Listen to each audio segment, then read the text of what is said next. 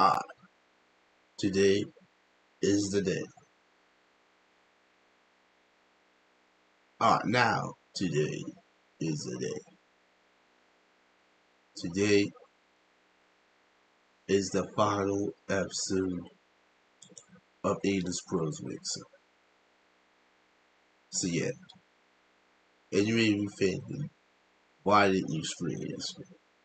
Because it was delayed to Sunday and no premiere. It says, uh, it's a normal video. So it won't premiere, but it says it'll premiere in 4 hours. So yeah, it should have been said release, but I'll find that. I'll be fine. If you were to want to savor this movie, I suggest waiting to watch it until the premiere ends. But either way, episode 100 will be a thriving, thrilling experience. I hope you're ready. I am ready, but right now, we're gonna do 2 things today. Number 1, watch this trailer. Build custom industrial machines. Have you ever wondered why there are no other stars in the night sky? Have you ever wondered why you're alone in the universe?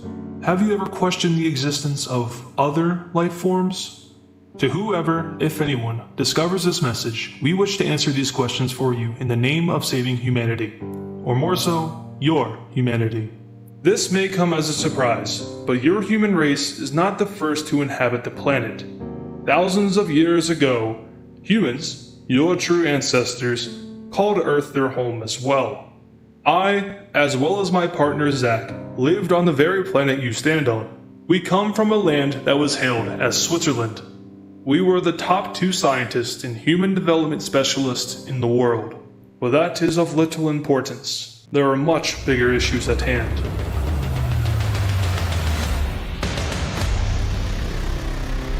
Sir, the Empire's mothership is approaching. What is the holdup? We need the barrier machine activated now. Attention 38th Space Fleet. You are being ordered to stall the advance of the Imperial mothership. We need more time. Do what you must. I'm sorry it had to come to this. Please forgive me. Mr. McLaughlin. Thank you for agreeing to this meeting. Mr. Bowes, it's nice to finally meet you. How troublesome. It appears we have conflicting views of the world, Mr. McLaughlin. Second, Kim, I believe I have been more than generous in giving you adequate time to prepare for and accept our ultimatum. Evolution will finally be obtained. Everything is ready. It is at this moment that Earth has been pushed to its limits. Unknown to the world, however, hope still persists in the shadows. So today we're going to be starting a brand new series where civilization starts over. Now you guys have been requesting this to become a series like crazy. And I mean like crazy, because ever since that video came out, constantly, can you make this a series? Well, today we're making it a series.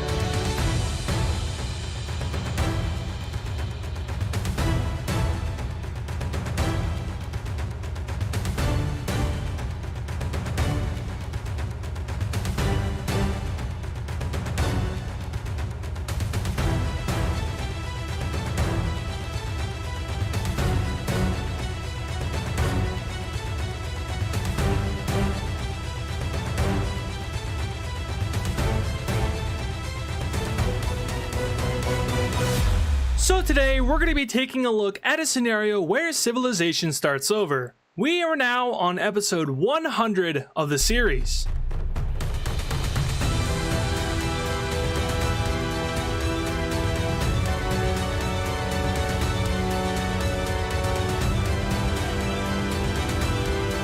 Yes, sir.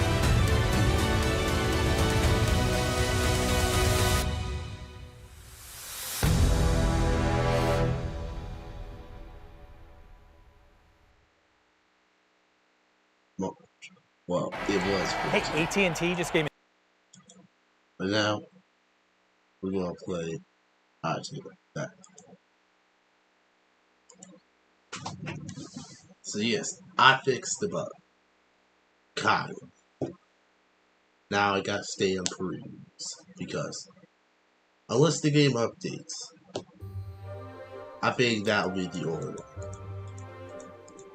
Yeah, the only way to fix the bug is by just doing the peruse. So yeah.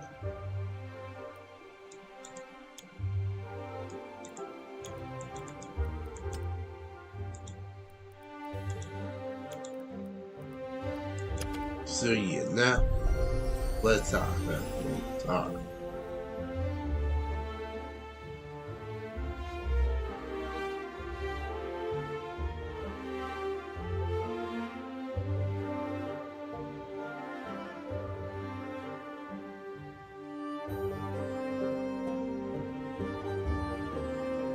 This is the final episode.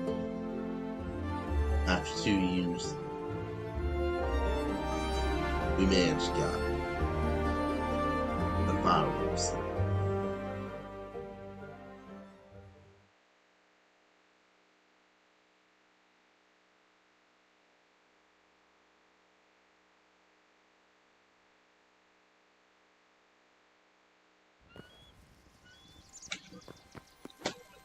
Now,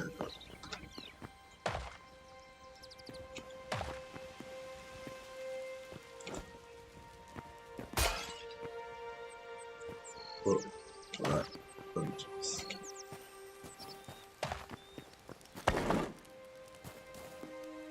Let me just.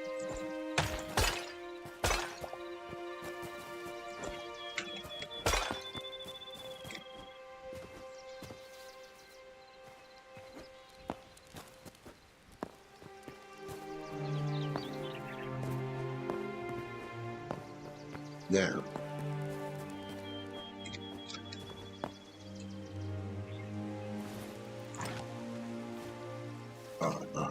what? Let me talk. That's something. Since it's only 1 week, under a week, until Minecraft 5, I have to say something that I will have to break up to you. Let me tell you. I don't think an end is gonna. But in a way, the idea of an end sounds good, but I don't think it's happening, right? So yeah, and if it does happen, it will take a long time. But anyways, here are my reasons why. First of all, we abandoned our plans. What do I mean by that? Yeah, I mean that there will the update system is gone.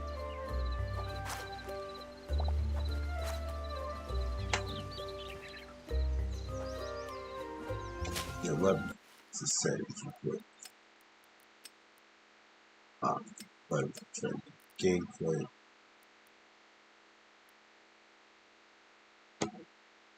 First.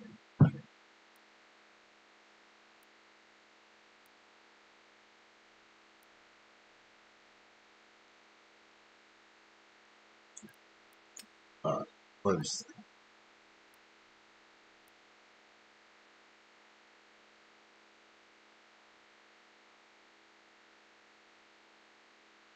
I think we'll do 120 right here.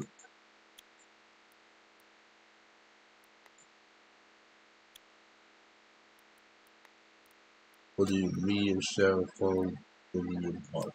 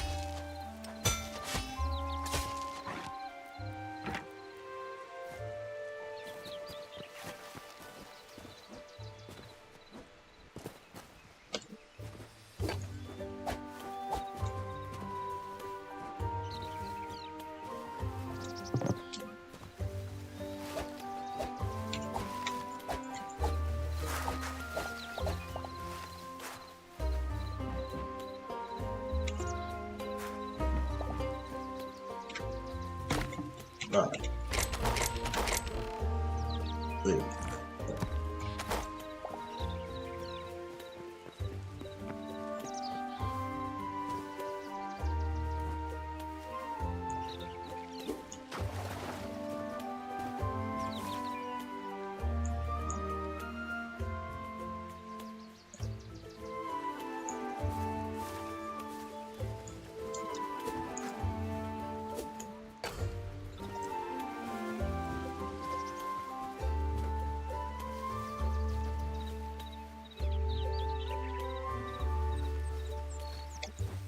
I don't know why it's slow, but anyways.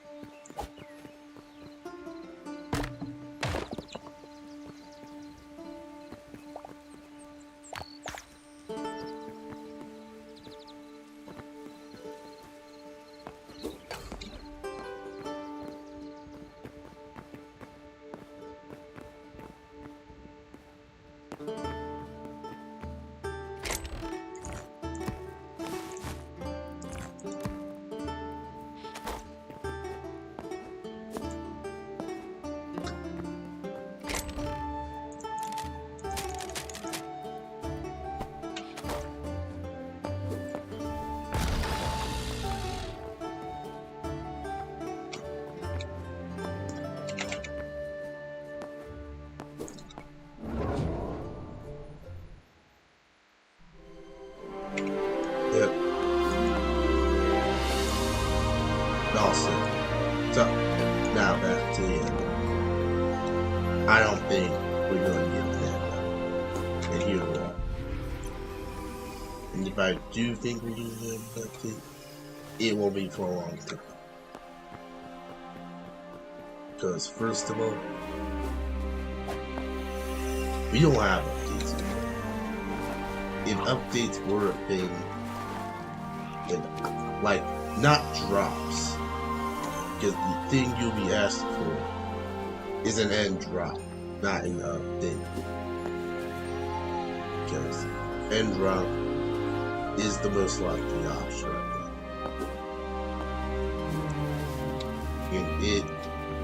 And even if it is an end drop, it will be kind of disappointing in a way. Would it be disappointing?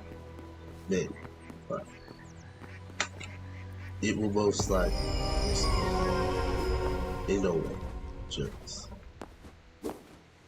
But this is also probably out.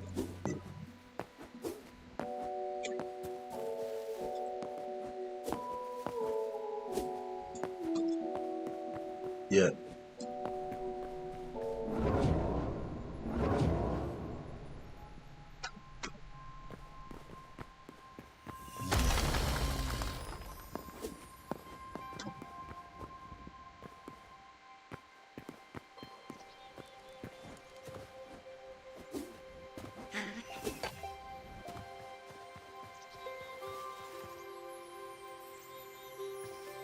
Huge spectrum.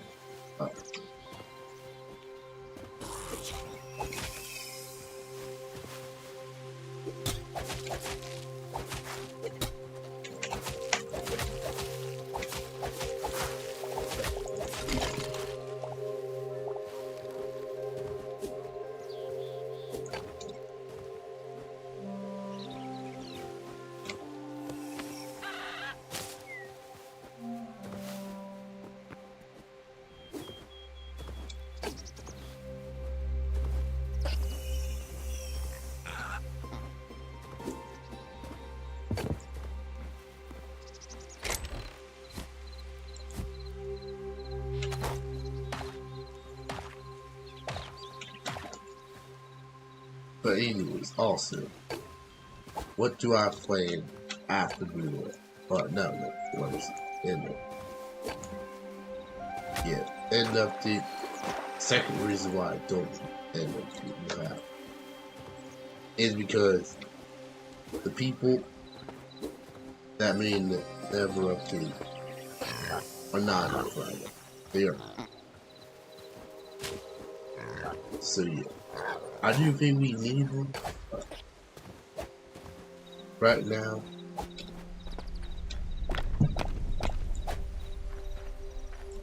It's not right.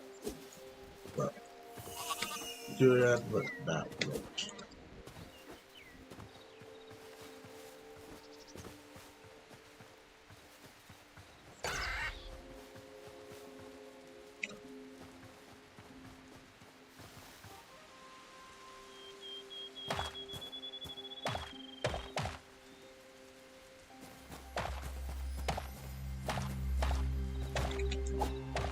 Yeah, I bet. Yeah,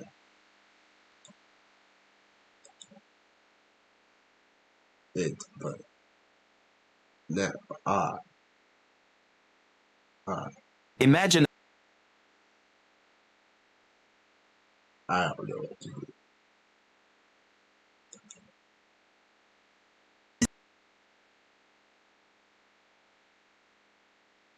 Yeah, I do not know what to do.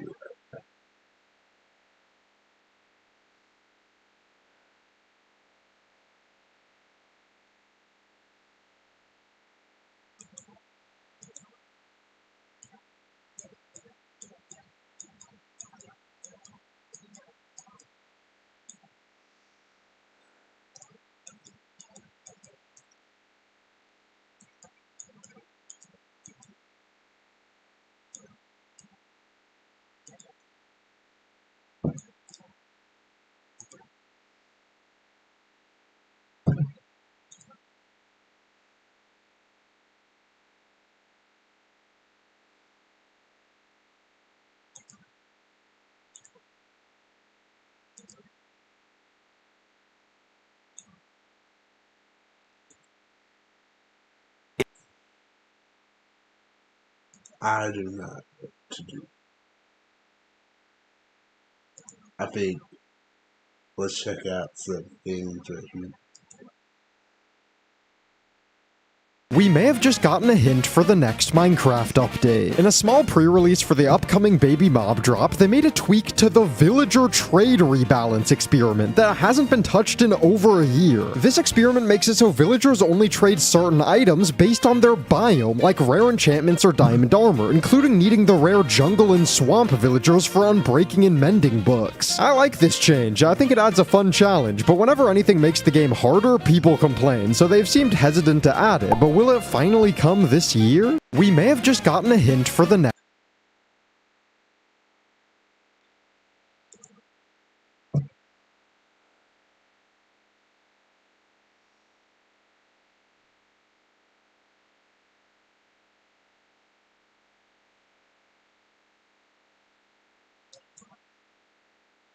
You know what? We're watching bad, so. You don't deserve to settle, so play a game that won't either. We've adjusted a couple maps. Okay, bet. 3 o'clock already. Last word. Say it. Whoa, hold on. Thought my audio cut out, bro. Ooh, what am I supposed to do about him? Oh no! I thought it was just one hit, do I look at him or not?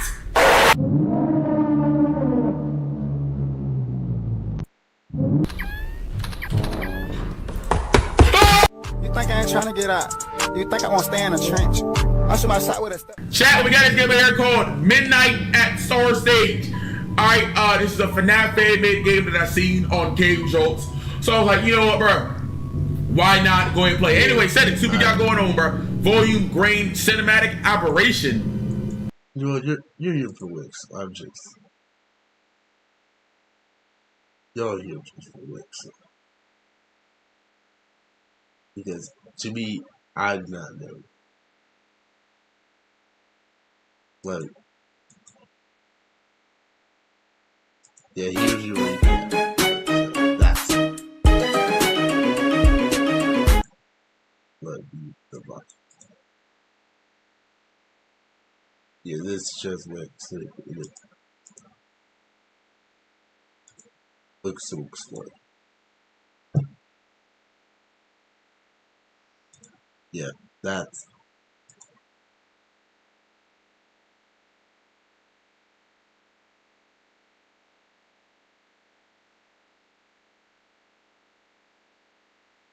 I don't know. You think I ain't trying?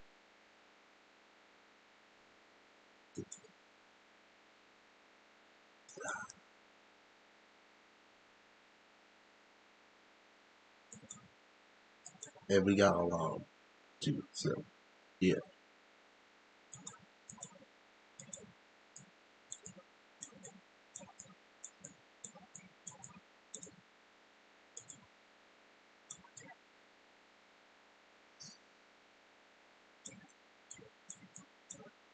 I think we should just do a spin. Yeah, but with WICSO. But anyway, let's just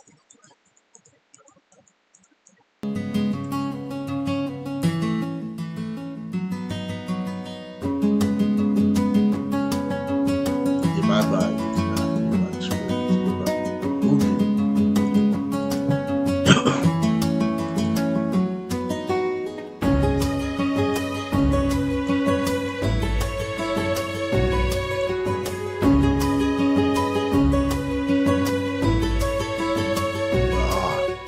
let's spin a wheel and see what we get. We'll do power range today.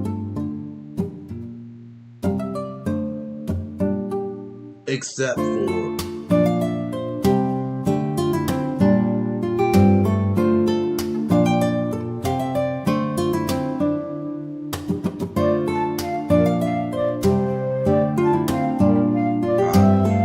let's do this. Logic spin.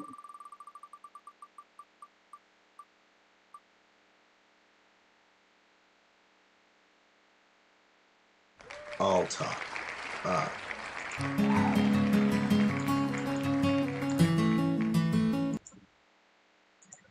Not me to get spin.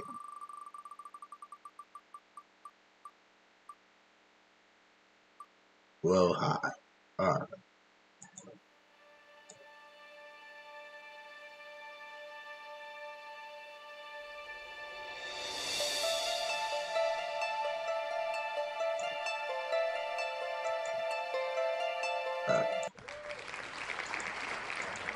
Next up, low spin is getting yeah.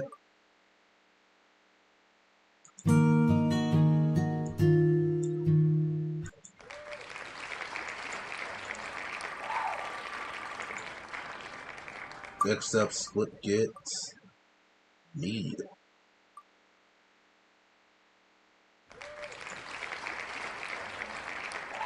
So yeah, 10 right here. Small split gets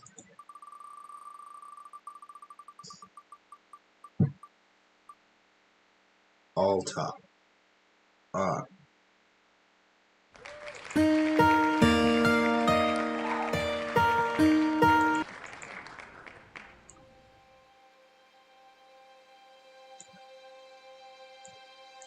So yeah, small splits happen as much as larger splits. But what about unions?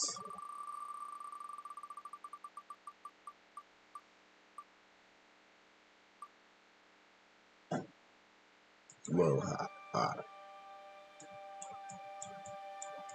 So you have 15 right here. New nations forming out. Please, please, please, please. Not that bad. We'll do like that. And we're not doing valid religions. We're not doing that religions. We'll see about those. The next step, new leader. Who's the new leader? How much? Here's the word. Medium.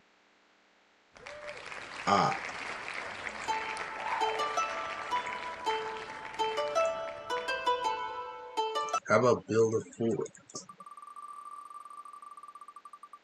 And no, I'm not making names for forts because too much.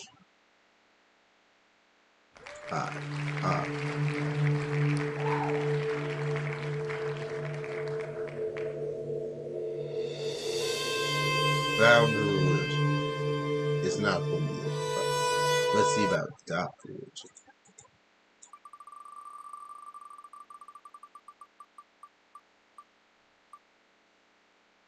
It's going to be low high.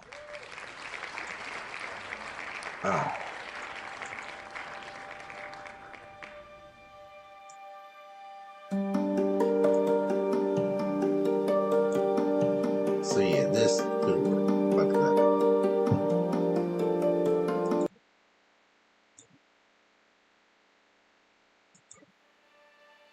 Now, Age of Common.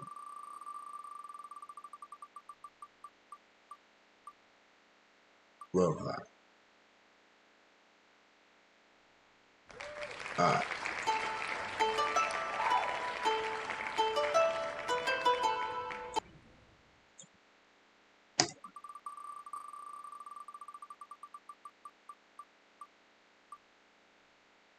Me, alright, lower.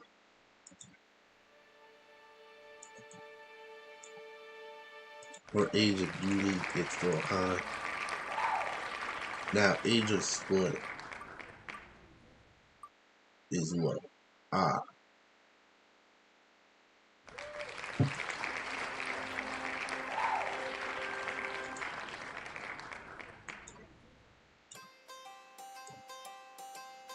Now, see, it'll be a 6.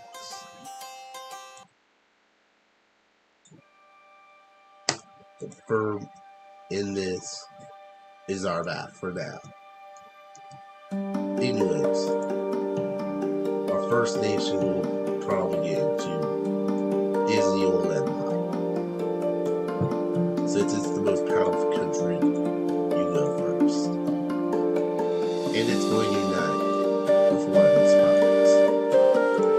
In my opinion, it'll be Persia. Making the map more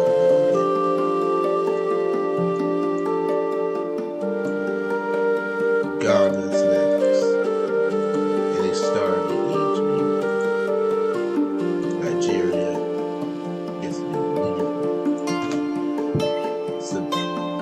Sumatra gets a meal speed, and I say we're going to make an intervention inside a job.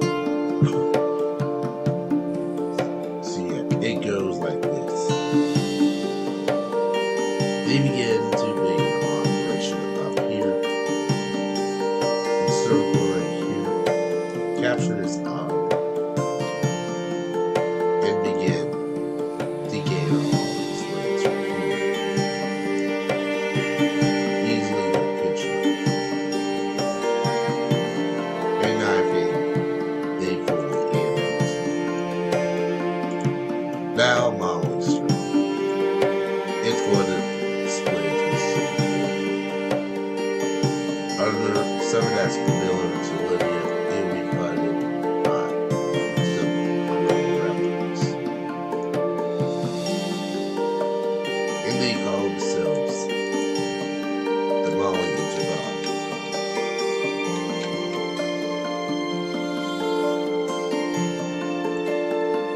So yeah, they form around this river.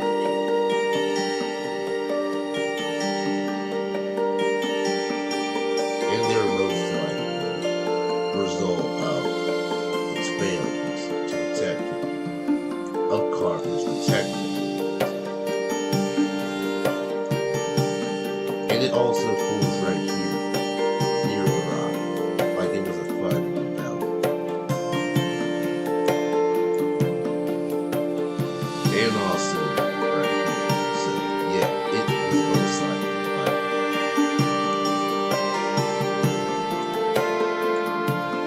Now Mexico's turn. It's going to adopt religion. And it's most likely going to adopt this religion to diversify this.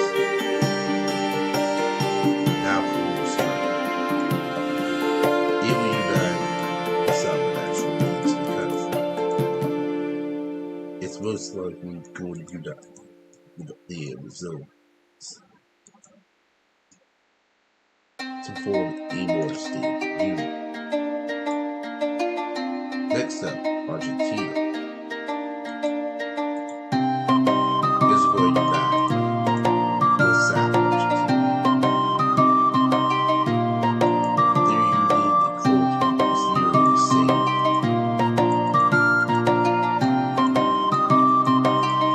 Well, it's kind of the same. They got the same name, just different. Venezuela is that place. Yeah, it gets split.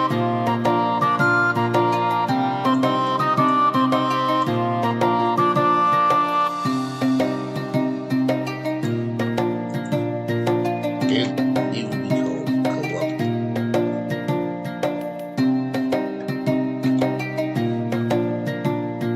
So yeah,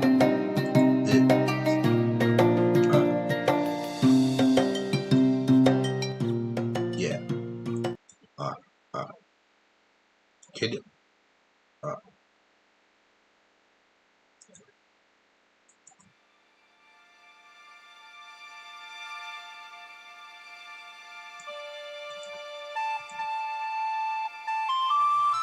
yeah, Colombia falls right here in the Ocean area. So yeah, a great movement comes right here to form a better Colombia.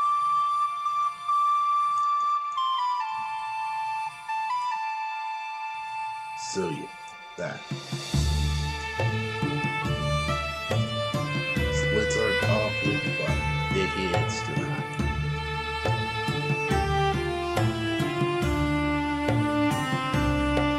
So yeah, they can still have a chance to happen. If we don't know.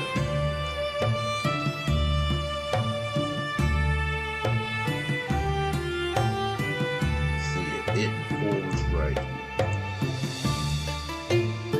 Next up, Florentino. This is the leader.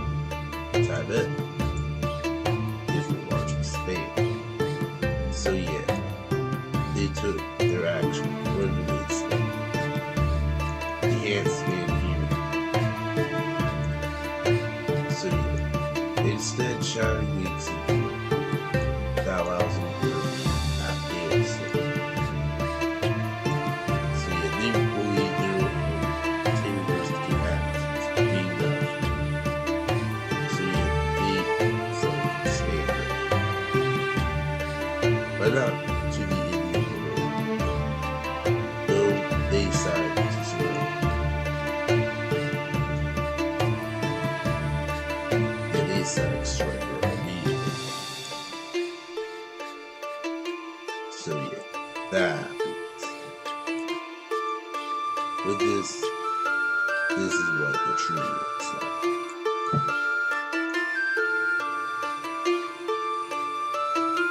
So yeah, we got two events happening in March.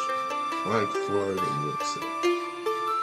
With WICSO, it's the following. Final Fly, I'm not very excited. I still play around with sometimes, but not too much. But that is what time it is.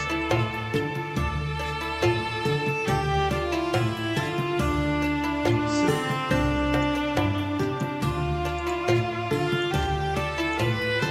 and this is the most dangerous border piece right here. Yeah, between all four of the boats get to the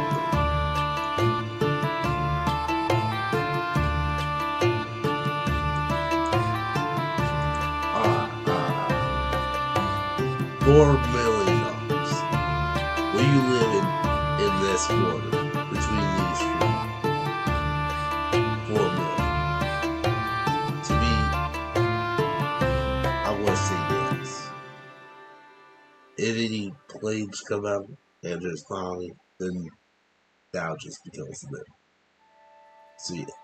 Next up, Texas is going to unite with who?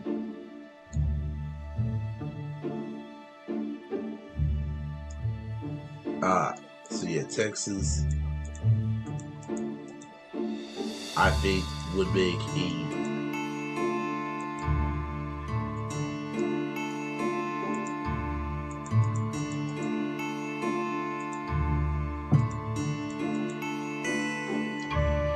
I think they would probably make which is the most surprise. Which I think we are first Unitarian country. Unless, yes.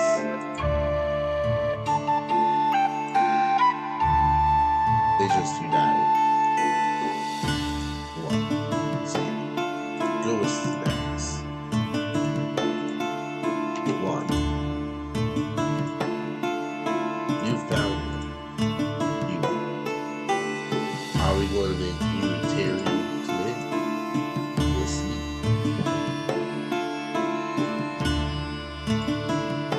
Goes. Gets a small split. So yeah.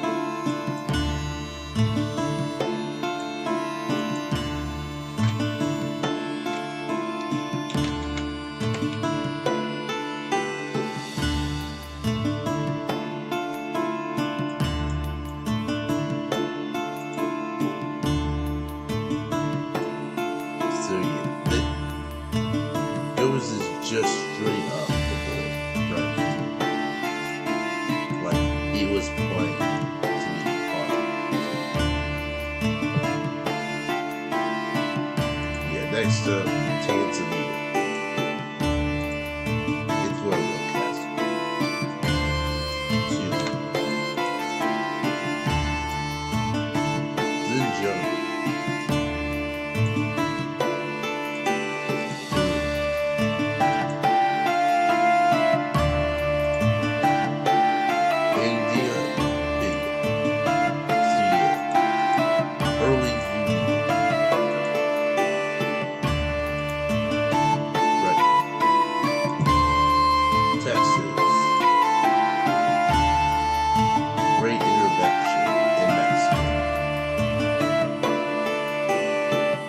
Supported by Mexico right here. They're being in Baja, California.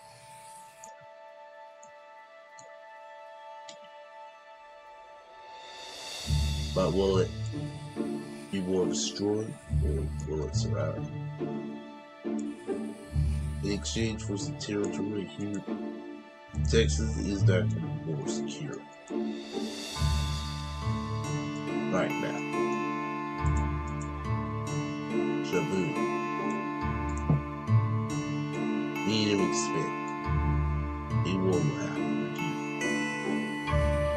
which ends up finding the battle right here. Gives rivers.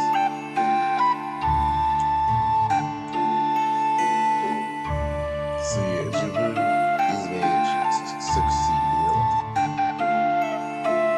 That's been unexpected. So yeah, that happens. And now, Ben is going to map the form the newest Unitarian country.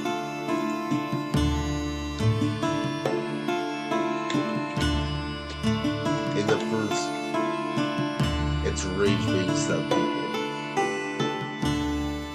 The first nation, right? Norway, Unitarian. Led by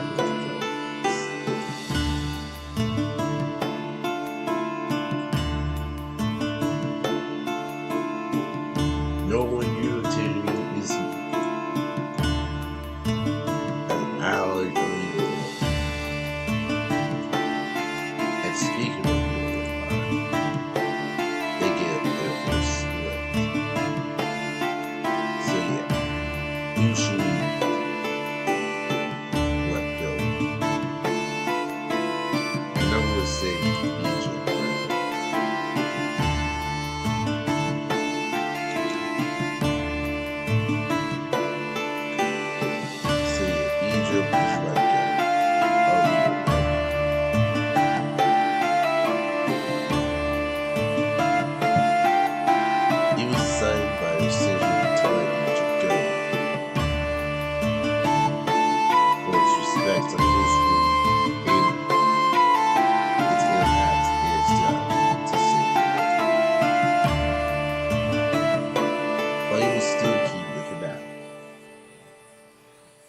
sure Egypt doesn't try to do something. So yeah, Egypt.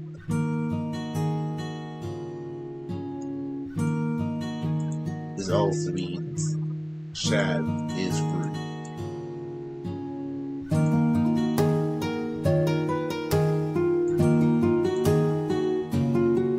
And it'll be like this dark jungle.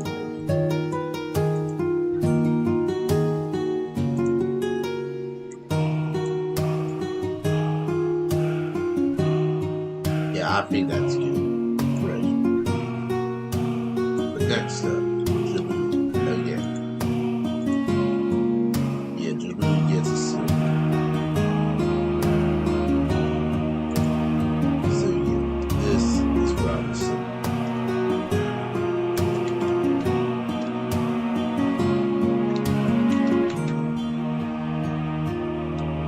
Efo.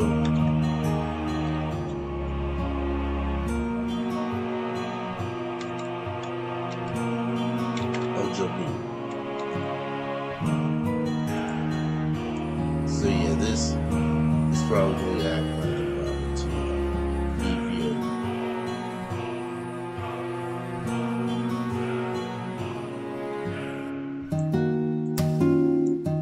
And wait a minute, let's yeah, splits are like 10. Kyrgyzstan established. It's figured out.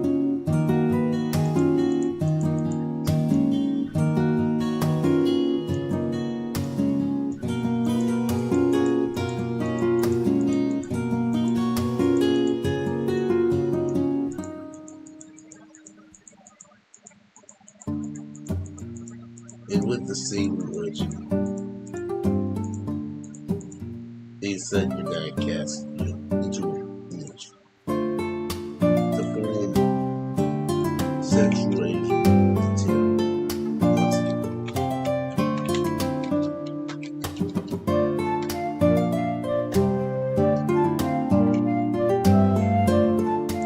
Yeah, new unity religion is now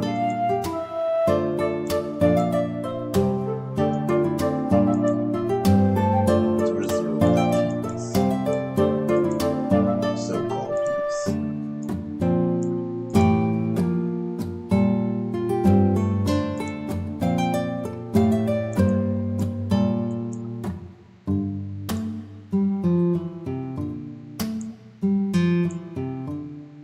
Oh man, we messed up Kazakhstan. Like,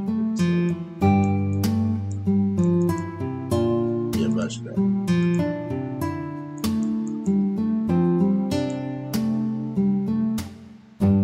Yeah, I think that's good. Yeah, there we go.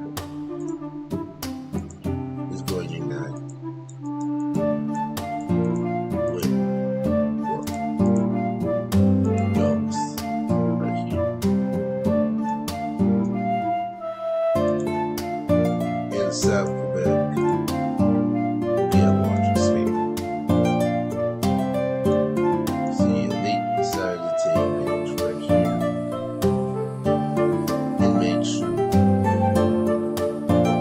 they just now and then take over.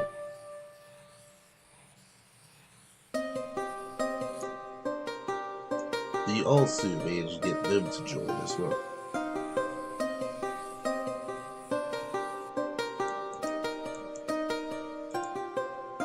Real Burundi is getting slow, yeah. And Uruguay.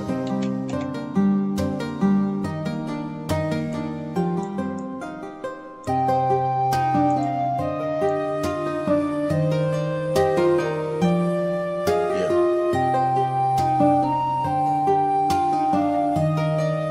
Uruguay is right here.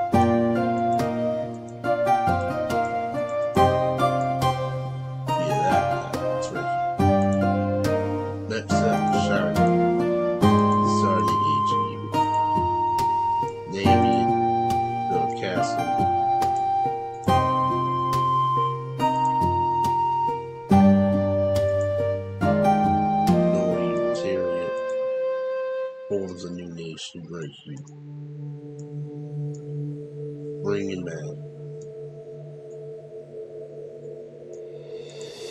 Get it.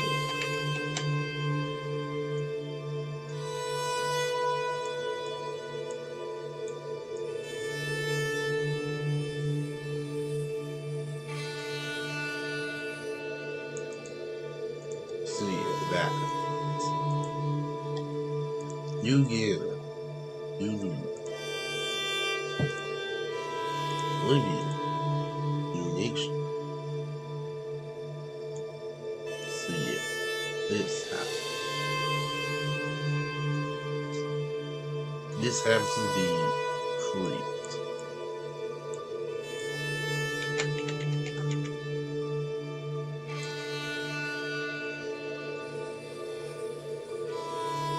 Right here.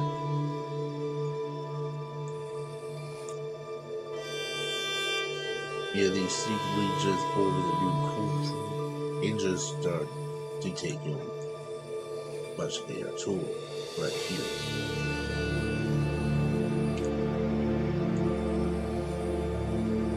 So yeah, that's right here. And then this is true.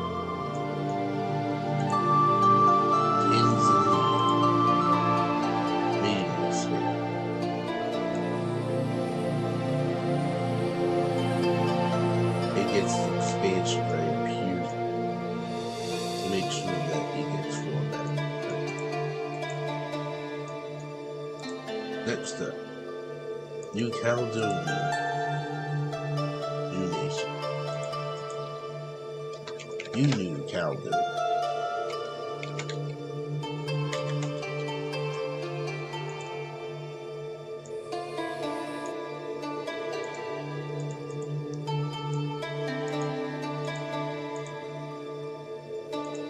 Next up, America.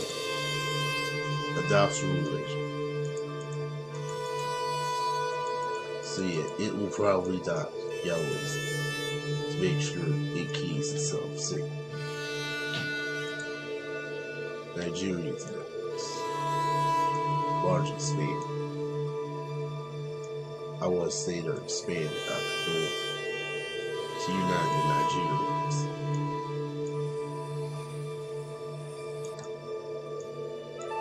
So yeah.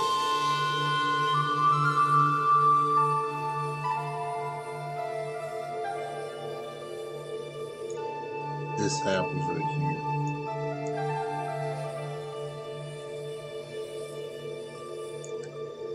In this is that of United Nigeria.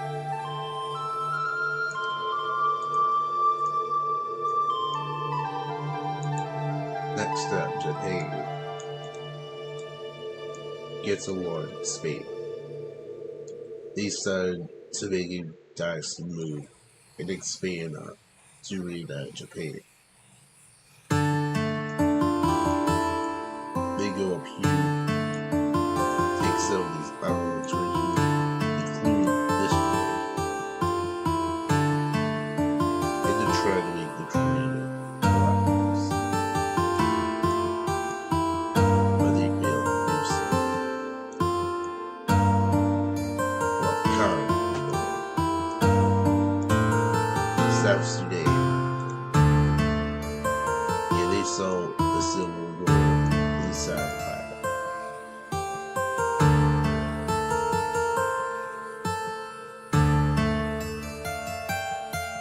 They immediately crushed them and gave some away.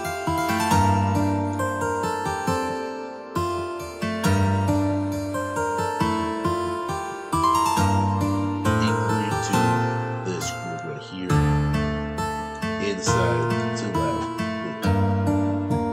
making Ethiopia down.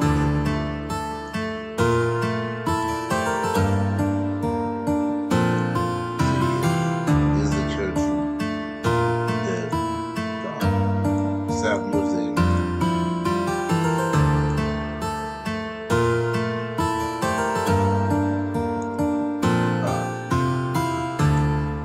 Zambia.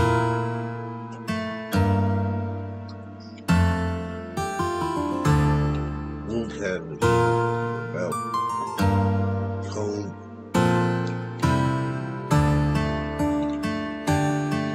It's still America.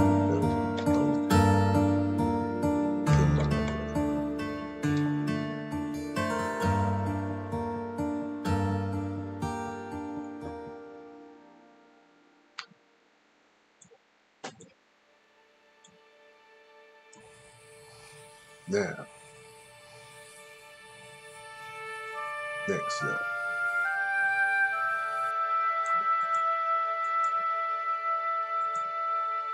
Mexico. Yeah, they got Mexico. In this term, it's a no.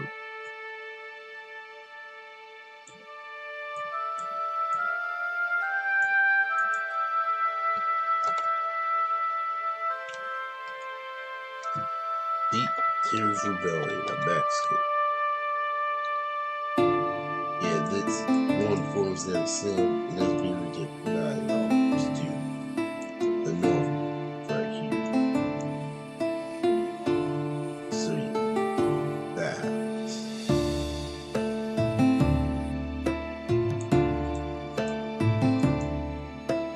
Now, Catalonia gets a split. Catalog.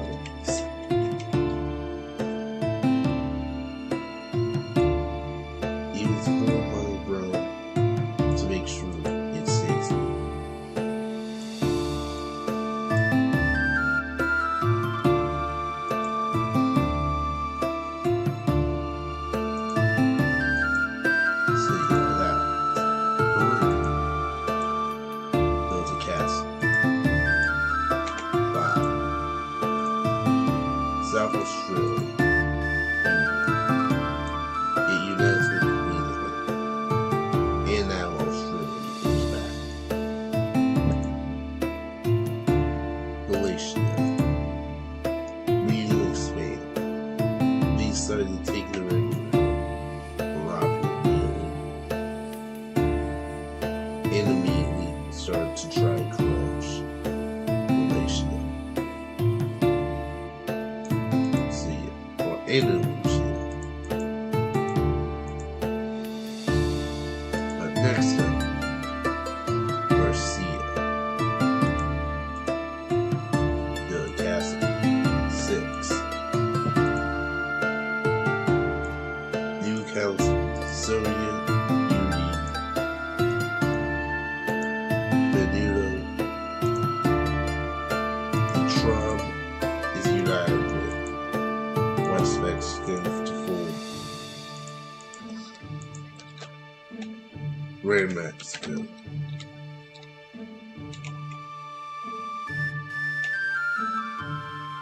In Texas, the mean trying to form North Mexico, or the real Mexico. Kazakhstan, small split.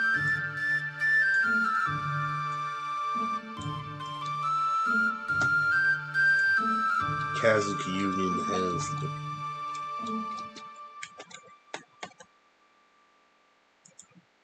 to make sure every foreigners of the country has. They were beginning to become pawns to try and reform this nation back to a great country. Especially from all over the country right here. Especially Devon South, which is a big honor here.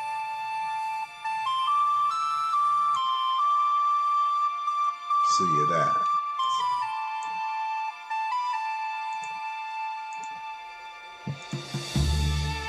New York built a castle. 6, 7, 5.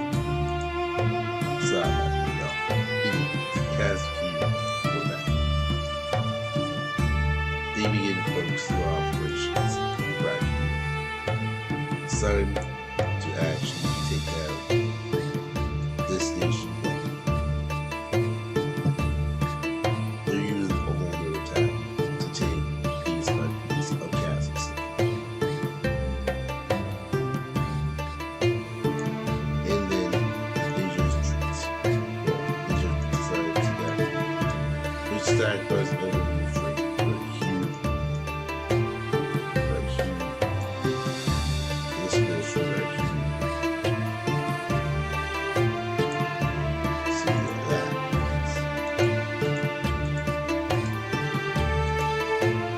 Evo is next. The adopters. There was some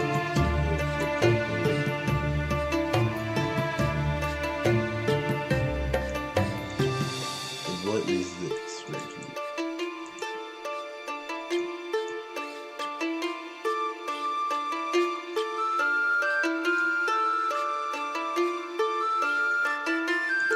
Oh, it's an empty space. You start out. Small space. Yep, that's what you get. I'm trying to make.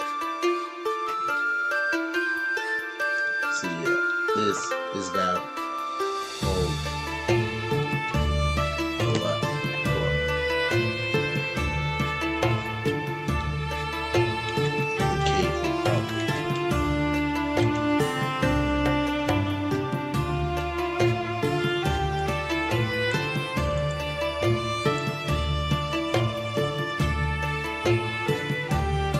This is a image that serves for brain. After reading them changes in the emotions, came problems. The other small split.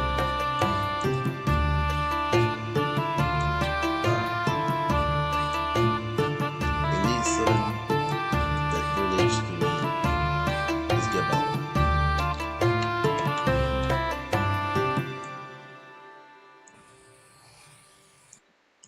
And this is a new relation to me.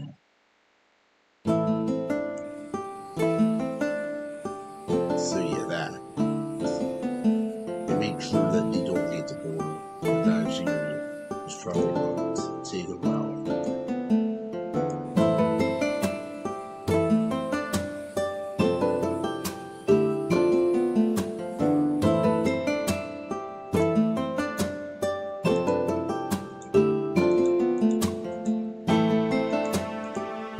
North Development.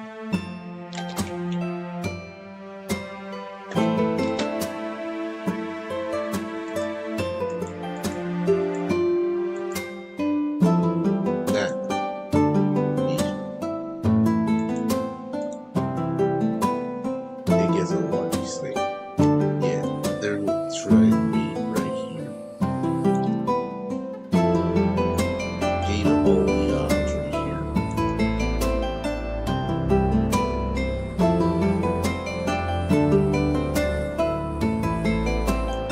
Yep, they're just gonna take all the heals right here.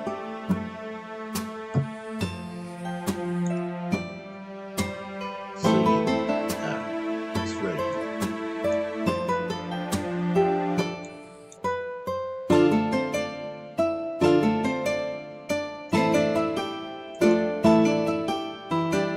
And then South Kansas State is next. It's where you got the Central Asian material.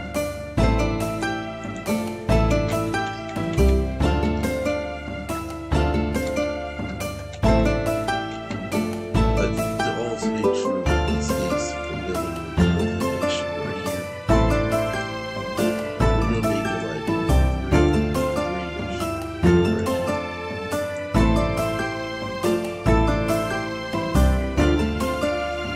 To make it like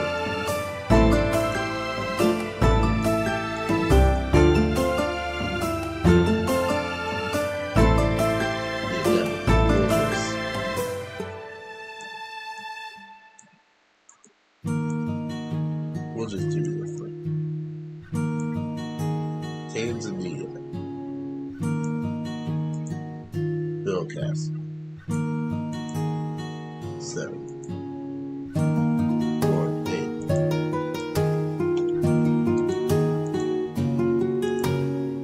Carolina. Split.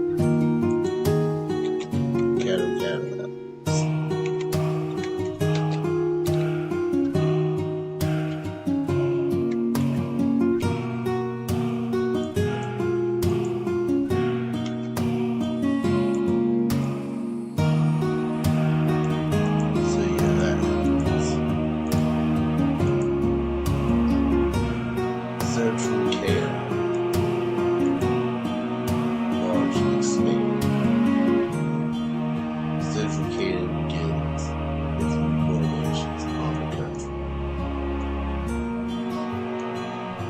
this time, we're doing trade. Cities to try and get more people to join.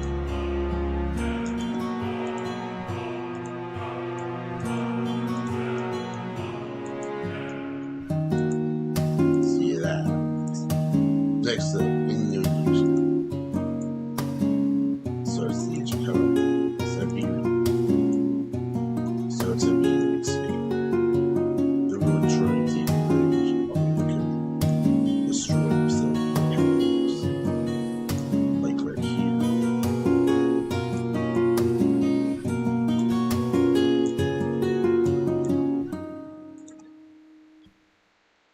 Karnakia in the slums, native right here. He decides to just take some of the wage right here. Tanzania decides to do that. Okay.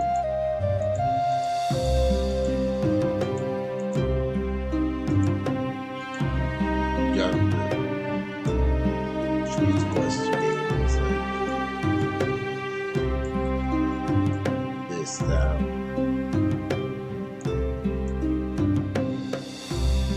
Anyways, Tanzania is back. It's a war to escape. Right? And their operation is to take out the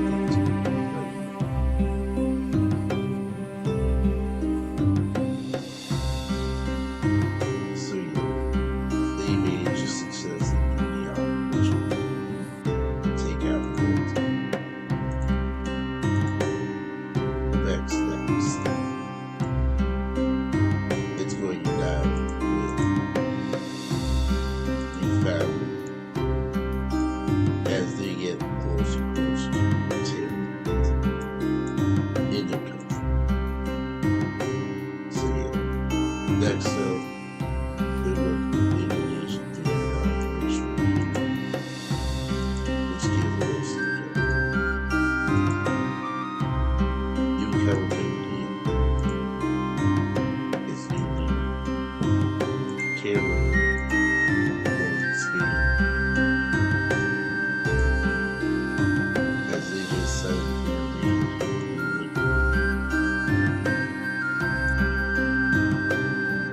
as it's blue speed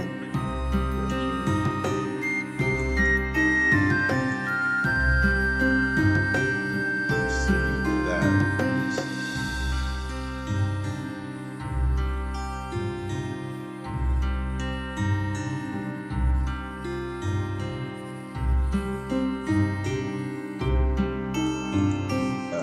now that happens. South Africa is next. It sounds, you know what I think. So yeah, they decide to take out the king and gain these lands to join. So yeah, Congress next. North Spain.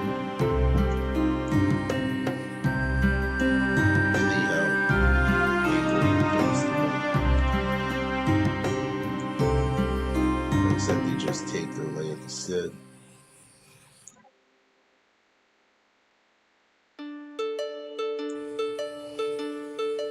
And now they did this. This is their new thing. As they just take the land of Gabon and then use it for the rivers like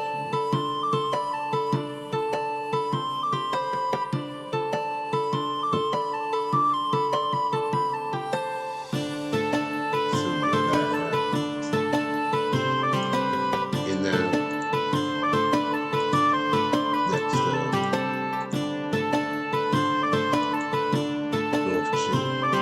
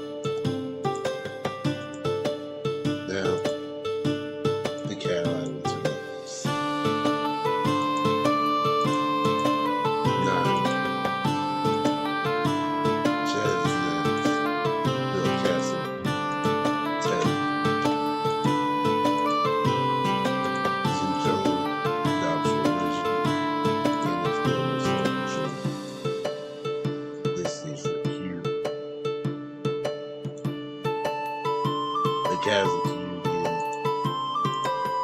is forming a new niche for here. But the where and the answer is actually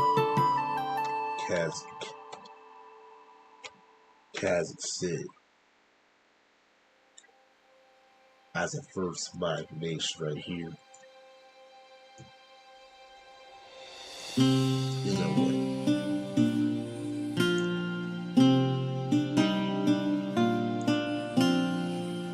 But they just decided to just take everything else instead of giving Kazakhstan what? See that?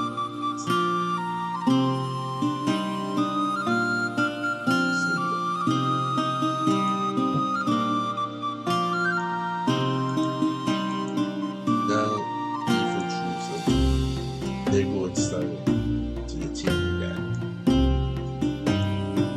and take early field to take down these countries right here.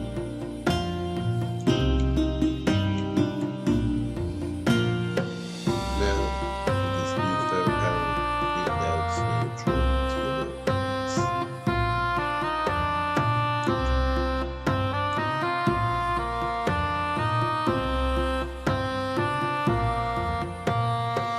See this house right here.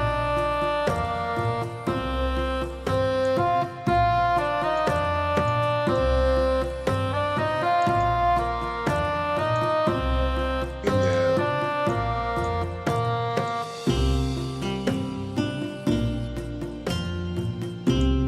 individuals up to now here, Congress is going to continue this Congress into their own gains and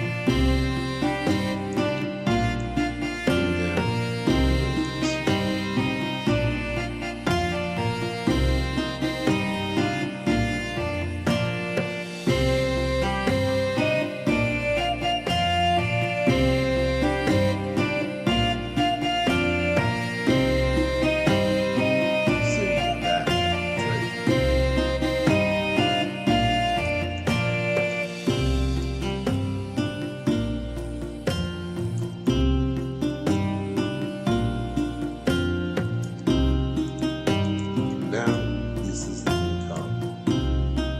North Chile is now in its one year, forcing them to form Chile once more.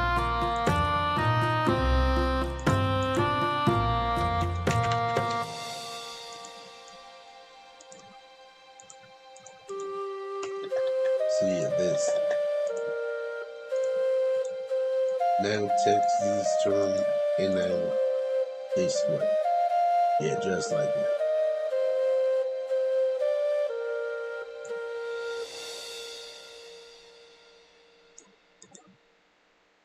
So yeah.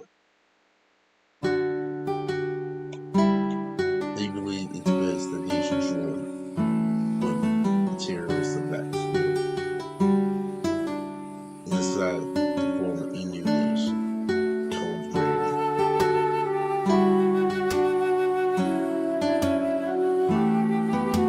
So yeah, the terrorists are back.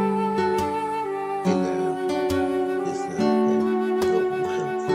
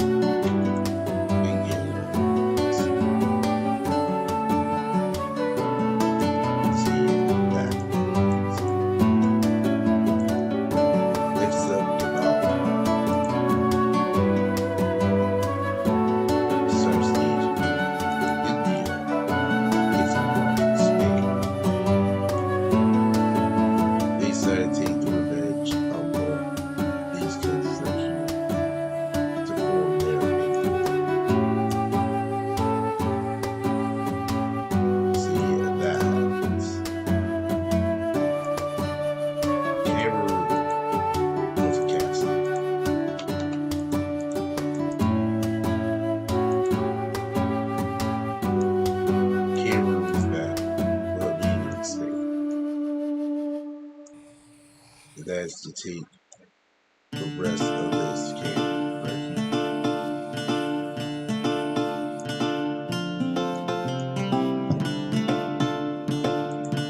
So yeah, this is out. The new map. Next up, Shadow. He gets a new what's today? So yeah.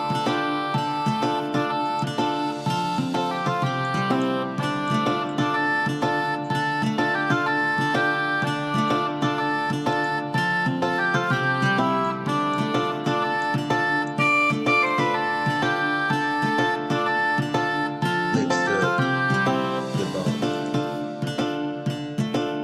It's 4-5 now. Bombs right here. But to also take me out of here. Circle is over here. It may be way up. Let's go. See that.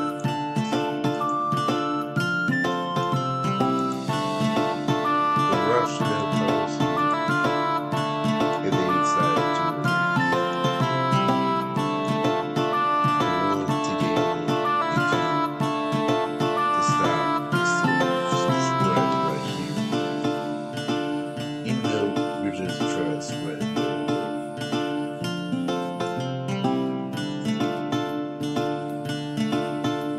So yeah, the enemy are just taking lanes from it. And just let it slip right through.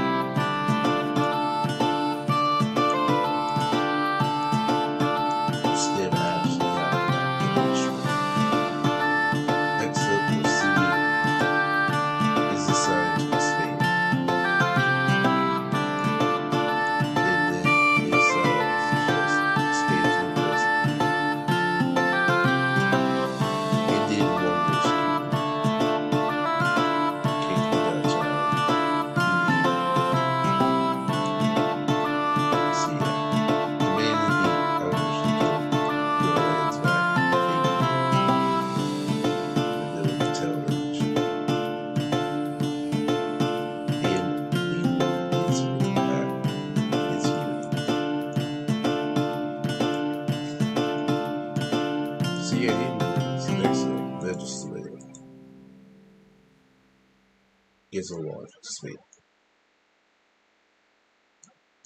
And they're going to take out the rebellion to make sure that they stay down. And in the end, they sign for peace to make sure that clones and tribe and records. Now, next up, Quebec. Large state. They got these right in that.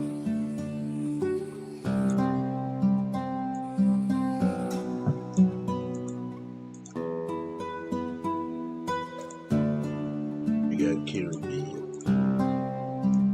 Yeah, it's more split into Cuba.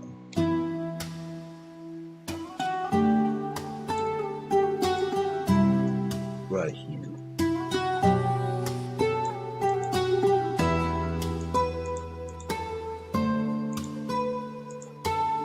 Vietnam is now extinct.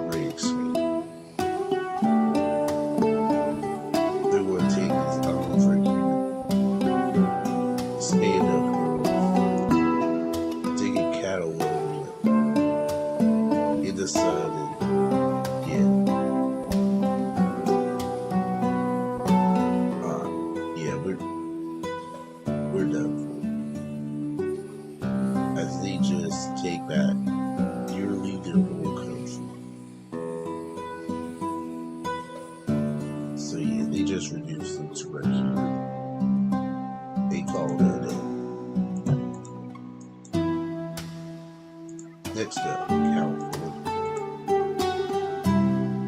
California gets lost right here.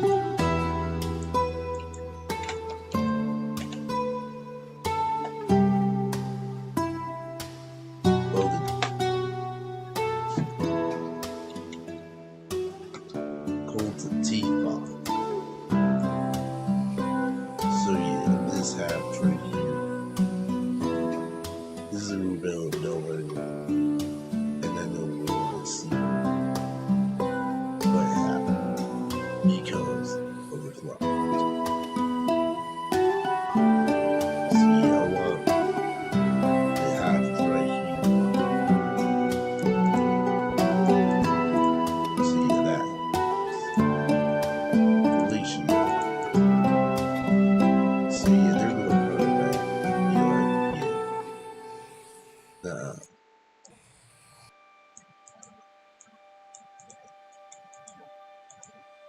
So yeah, that. Hallelujah. One pixel left. Science to get their plans.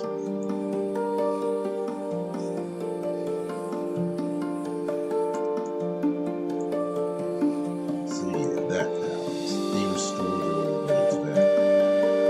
And the Iberian countries matters. Stay peaceful. So yeah, that.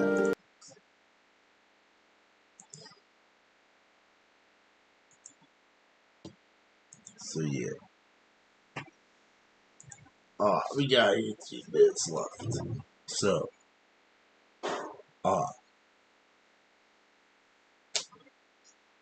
Many nations have different interpretations of shared historical moments. This discrepancy in how history is viewed by two opposing sides is pretty clear with respect to the 1688 Glorious Revolution. In Britain, it is mostly seen as British noblemen overthrowing a tyrannical king and replacing him with a constitutional monarch, whereas in the Netherlands it's seen as that time we conquered Britain and Ireland. So who is correct? Was it a case of the British Isles being brought to heel by the Dutch, or the English inviting a foreigner to bring an end to its own disorder?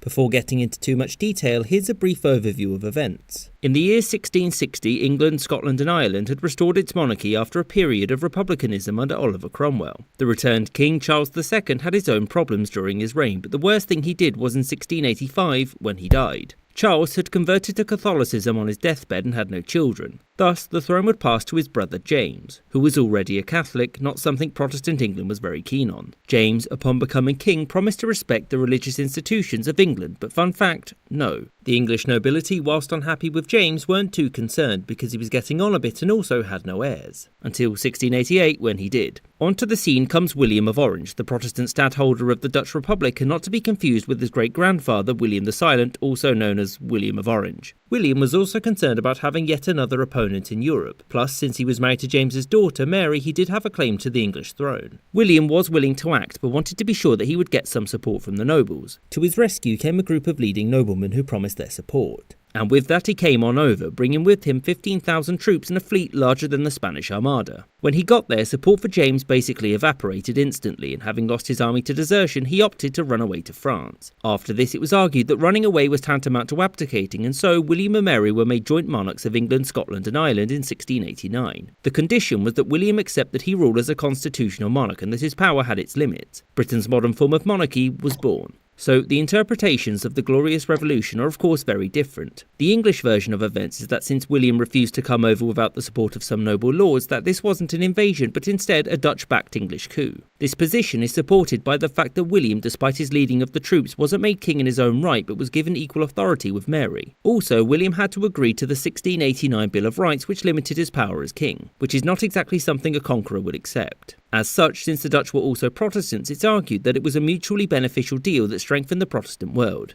As for the Dutch interpretation, it's mostly seen as a conquest or at the very least a coup that would have failed without them. The evidence they used to support this claim is the fact that William didn't land to a grand welcome by the Lords but landed with an army of 15,000 Dutchmen and was backed by an armada. The Dutch position is seen through the lens of William. So yeah, right now, I don't know what to do right now. I do not know what to do. But we got 30 minutes left. So, yeah. The Ryan Smith. That's it.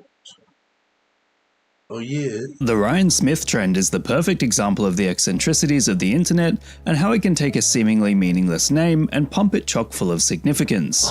In this instance, Ryan Smith has become the focus of millions of edits, clips, and references all across the digital landscape, all because Ryan Smith sounds totally normal. It all started when Grant Whistler posted a clip labeled "When the Niche Meme Goes Mainstream," detailing the process behind the name Ryan Smith genuinely becoming mainstream. And I know, the Ryan Smith trend arrived in February, and it's been a couple weeks since it first popped up before actually, properly, in real life, becoming a meme, as the original video predicted, so it's basically ancient history in terms of how fast the internet moves. However, the fact that it's actually referencing ancient meme history is genuinely incredible, as it directly sits as a take on the Quandale Dingle trend, actively including it at the end of the video. Quandale Dingle is of course the exact opposite and parallel of Ryan Smith. It's a goofy name that was sent stratospherically popular back in 2021 thanks to a screenshot of a computer login, which is how Whistler first presented Ryan Smith. Quandale Dingle ended up becoming a mainstream trend too, with edits quickly evolving into insane soundbites and absolutely bizarre irony. As such, it could be argued that Ryan Smith isn't a new meme. It's simply an evolution of an old one, as Quandale Dingle has returned in the big 2026. That being said, the format in which it is represented is definitely different this time, as it seems to be mostly executed in a less irony-poisoned manner than in the early 2020s. Many videos and images are simply equating Ryan Smith with the idea of being totally non-unique, as did Whistler's original upload. I guess the thing is, kids really are capable of bullying other kids over anything. You'd think Ryan Smith would be completely immune to the possibility of being laughed at due to how normal it is, but because it is so perfectly normal, it's being described as NPC-worthy.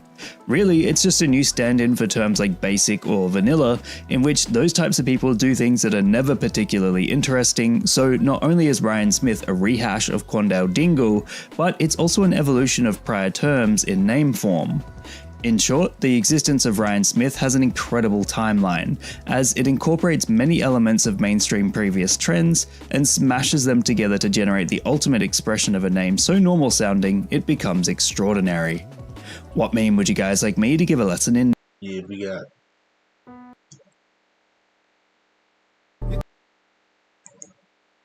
You, just you, building your app on base 44.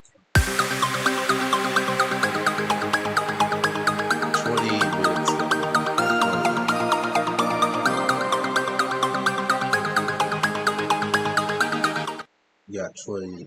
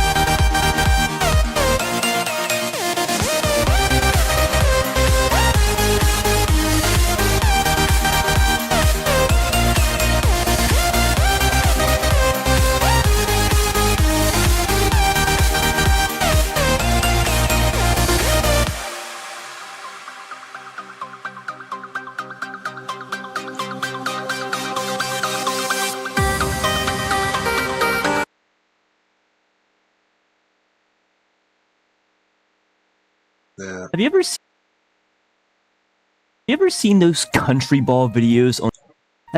those country ball videos on YouTube before? You know, where they take an entire country, including its culture, national sense of identity, heritage, history, and of course their borders, and shoves it all in an overgeneralized, stereotyped, and mildly racist little sphere? Yeah, you have? Well, guess what? I did the exact same thing, but in World Box right here. We have 225 different islands here, all containing a different nation. And yes, you're probably thinking that number doesn't add up at all, but that's because this map has more than just countries. It also has islands and territories too, like the Faroe Islands, the Canary Islands, and even places you probably have never even heard of before, like Estonia, or whatever that place is called. And by shrinking all of these countries down into little circles, every single one of them has an equal chance for glory. And today, we are going to make all of these different islands fight each other to the death to see what the best country is. So let's get right into it. And to make things even more interesting than they already will be, I'm going to be utilizing the Modern Box mod here today, which means slowly over time, all of these islands will begin developing modern technologies, including different buildings, weapons, vehicles, drugs for some reason, and of course, even nukes as well. Things are about to get very interesting, but as we click unpause, you're going to notice that this is extremely laggy. Yeah, there are over 25,000 creatures in this world right here, and I don't think my PC is really equipped to handle that. That's why instead of usually waiting a couple hundred years to start this war, we are going to wait for 10 years. So yes, at year 560, we are going to make every country declare war on each other, mainly just so a lot of these people finally die and my game will actually run at more than the solid 12 FPS that I'm getting right now. But as we zoom into the countries, we can see that they've already begun developing with modern technology. As we can see that countries like Nigeria right here have already begun making slightly modern vehicles as well. And over the course of this video, as the war goes on, these guys' technology will only increase with time. But while we're waiting right here, I may as well prove to you that every single country is here. So if we just click on the kingdoms, I can now scroll through every single country present here. And there are so many here, I can't really spend any time looking at all of them. You can pause the video if you want, or you can just take my word for it. So you may as well go ahead and pick your favorite country right now and comment them down below. It could be your real country or just one of these random ones. Like, let's just pick a random country here. How about you guys? Okay, maybe not them, but anybody else. I'm going to be biased here and go ahead and pick my country of the United States with their motto, guided by destiny. Huh, where have I heard that before? Also, that's funnier because this is a randomly generated motto too, because all of them are random. Just like Montenegro's motto right here, spear or fear.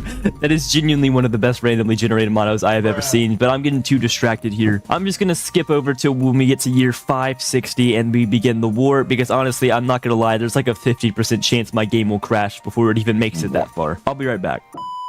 Here we are finally at year 560. That took longer than I would like to admit, but now we can finally begin this war. So I'm going to turn on map names for these countries. Yes, there are so many of them, it won't even show all of them, but it typically will show the biggest countries here so far. And then I will grab the spite tool and rain it across the entire world here. Just look at the left side of the screen here. There are so many, even as I click unpause, even more. But now the chaos has begun. As you'll obviously notice, I have angry villagers on, so hopefully these populations deplete quickly and we can already see world population absolutely crumbling, as the death count is already 4 times. This is going to be a very long and grueling war. Honestly, this is pretty much just Squid Games, but instead of, you know, like random people, it's entire countries and their societies as well. It's probably more entertaining too. But there's so much conflict, it's really hard to zoom in even anywhere, but you can still see the fire and the flames on the map still. Thousands have already perished, and it's going to get even more intense once the nukes start flying as well. A year has passed now, and a single kingdom has not fallen yet. I mean, like, what an exciting war is this, though? I mean, tell me right now, where else can you see Greenland fight Venezuela, fight the Falkland Islands, fight Saudi Arabia, all right directly next to each other? Nowhere. Or probably like Zyron's channel or something. He makes pretty good videos, but that's not the point. I'm also just noticing now that when entire kingdoms do end up collapsing, I probably won't even notice because of just how much chaos is going on here. Scrolling over to the US though, they are down to just 17 people, getting absolutely walloped by Puerto Rico of all places, which is technically part of the US, so I'm not sure if this exactly counts or not. Finally, some kingdoms are following, like Indonesia up there. That's a big one already. And this war is so great because even historically small nations like Luxembourg have a fighting chance, who are so far doing extremely well. And now, quite literally just 3 years after the war started, world population has been slashed in half. half, with over 16,000 deaths. And naturally, almost all of these have come from conflict, but also burning and explosions as well. But despite all of this, only 2 kingdoms have fallen so far. And by the way, guys, I just want to mention, don't even think for a second that I actually made this map myself. I got this off the Steam Workshop. But a lot of kingdoms are starting to fall quickly, like the Gambia. Chile was destroyed. It's all finally starting to fall apart here. Puerto Rico took over the US. That's something I didn't think I was going to say today. And now everyone in this area is engaged in absolute insane combat. And by the way, if any of you are wondering why I'm not zooming in, this is the reason. The Modern Box mod plus the thousands of people lagging my game is making it almost impossible to actually zoom in, because literally this is all I can see for some reason. We're already down over 20 countries now. You can see Palestine was destroyed, China was destroyed, and Russia destroyed. Jesus Christ, what a nightmare lineup. All in the span of about 5 seconds as well. And it has only been 6 years since we started as well. Israel's about to fall, Iraq's on the brink of destruction. So many notifications are flying past my screen in the matter of seconds. It's actually crazy. Pakistan and India are ironically almost right next to each other, both on the brink of collapse. And you know, at this point, there's so many countries, it's actually hard to keep up. So we're going to quickly look at who's actually in power here. Okay, well, I think I have sufficiently broken the game, because in the Kingdoms tab, it just says that every single country is Aruba, with thousands of people and thousands of soldiers. Oh god, it's all Aruba, isn't it? Yeah, it's too broken to even tell. I think we're just gonna have to do this the old-fashioned way and see who actually wins here. However, Aruba is actually one of the last countries remaining with over 100 people to start, with their motto, "With truth and beer we live." That's a great motto to live by, isn't it? And we are down over a third of our starting countries at this point. There are so many desolate islands all around this map. And I do want to mention that synth babies and handsome migrants are owned, so these countries can repopulate after a war. Just the issue is there's so many of them, they don't really have the chance to. Puerto Rico's on their last leg here. They're about to fall, unfortunately. Still no nukes have gone off yet, and I know as soon as they start flying, they're going to destroy the entire world. So let's just take advantage of these last few moments of the calm before the storm. However, if this is the calm before the storm right here, the storm's about to be really bad. The Netherlands up here have kind of developed a smart strategy. They're on the brink of collapse, but they have expanded into another island. Maybe that's the method here. Most of these countries are just obviously destroying one another, but if they actually try to expand into other countries, they should be able to grow pretty well. But now we're down to just 100 kingdoms left, and it's actually insane to me that there's still 100 of these guys all around. And since the game has finally stopped lagging a bit, we can zoom into some of these countries and just see absolutely desolated islands. While we can see other countries like Syria have begun militarizing a lot more with some more advanced technology and stuff. But then we have people like this guy right here, Saror, the King of Kuwait, who is one of the last people alive in Kuwait, and he wields a legendary MIRV with 24 kills and these pills called the defensive Plattler. Wait, hold on, let me just check in the equipment editor. Okay, yeah, that's just fentanyl. Okay, fantastic. Great, man. You do you, man. Holy crap, I didn't even notice. He has 1 health. Yeah, this guy's screwed. Just do whatever you want, man. Well, from what I can tell just with my eye, I believe the strongest country left is actually Crimea right here, which is probably due to them being in a very good location in the top left of the map. But they are not someone I expected to do well, but here they are. And of course, next to them is Switzerland. Of course, these guys could never get into any serious conflicts ever in their life. But finally, for once, it seems like the war has calmed down just a bit. Time is beginning to flow much more fluently, as it seems like most of these countries have gotten the initial warfare out of their system. But that's actually a bad thing, because now that these guys have actually started focusing more on growing, developing, and actually getting stronger, this means they can focus more research and development into nuclear weapons and stuff that'll surely end the world. But so far in this war, there have been over 34,000 deaths, almost exclusively from conflict, explosions, and fire. Almost 160 of the kingdoms are destroyed, and things are not looking good. Oh, and finally, I was waiting for a bit. Over 100 years when we started. Of course, it's year 666. Nuclear weapons are finally in the air. It looks like they're being launched up here in the north. Looks like they're trying to nuke Greece, but instead they keep missing and hitting just south of it in this other country here too. And now looking at this post-nuclear world, I can see that the biggest countries are Suriname, Uzbekistan, Tasmania, and the Vatican City. It would be really weird if they won. And as we are down below 50 kingdoms now, we can see alerts like the King God of Kenya is dead.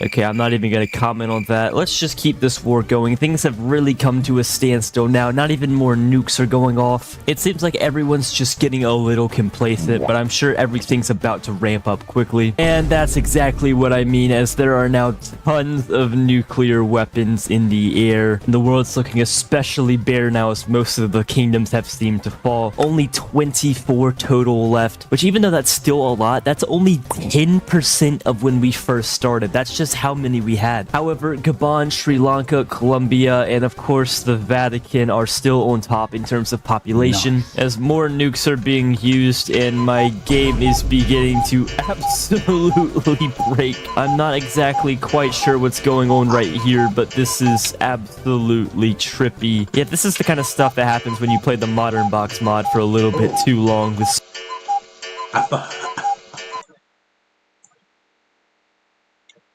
so many people. This is like some weird. Yeah, I thought that was part of the video, but no, it's just the clock. Entity literally cycling every. But now,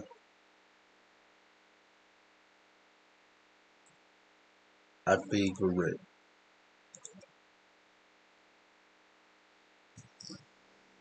Let me just get prepared real quick. And he said around 3 p.m. Around 3 p.m. Yeah. Be right back, everyone.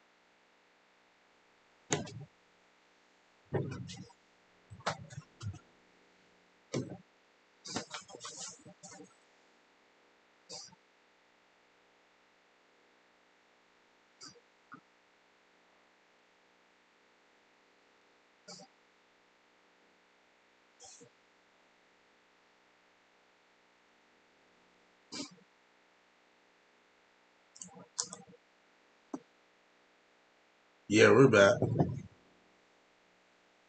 And also, Ada Stream says it might free out.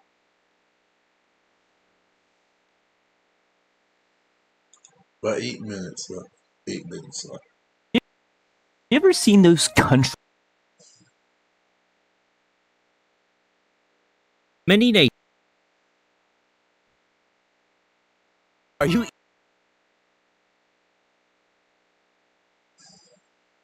You always start, let's just watch this.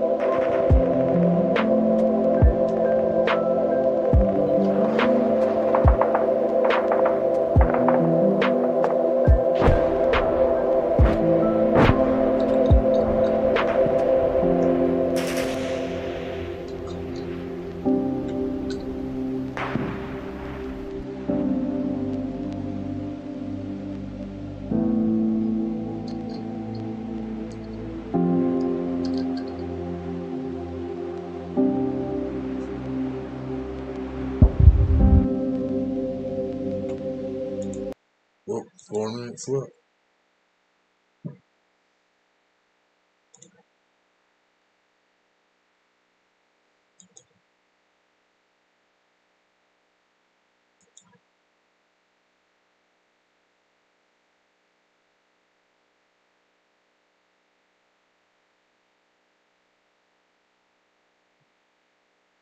Give me WICSO 100 or give me that.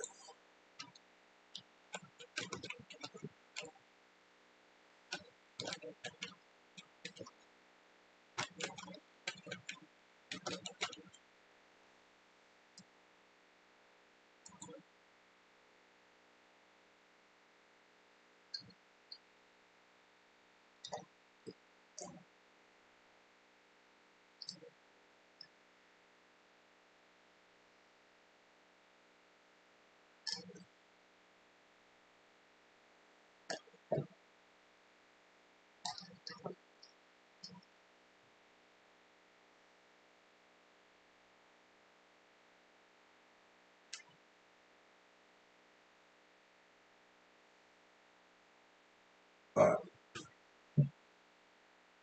This is the final episode.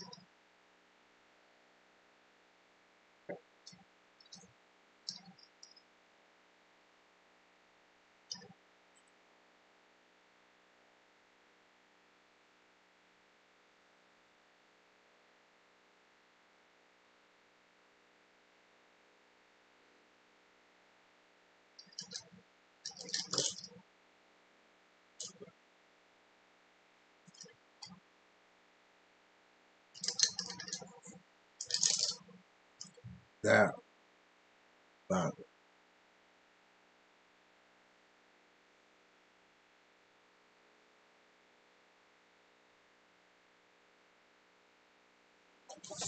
Yeah.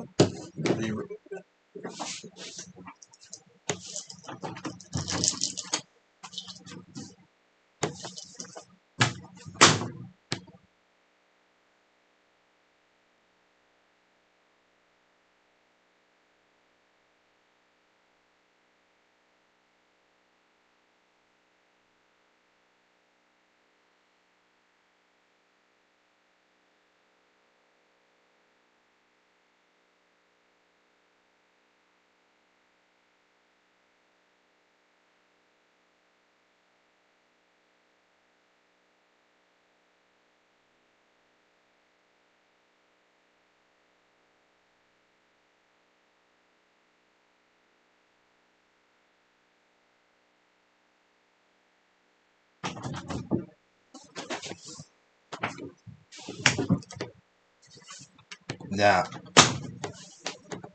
fine. Is here. Amica Insurance is proudly customer owned. We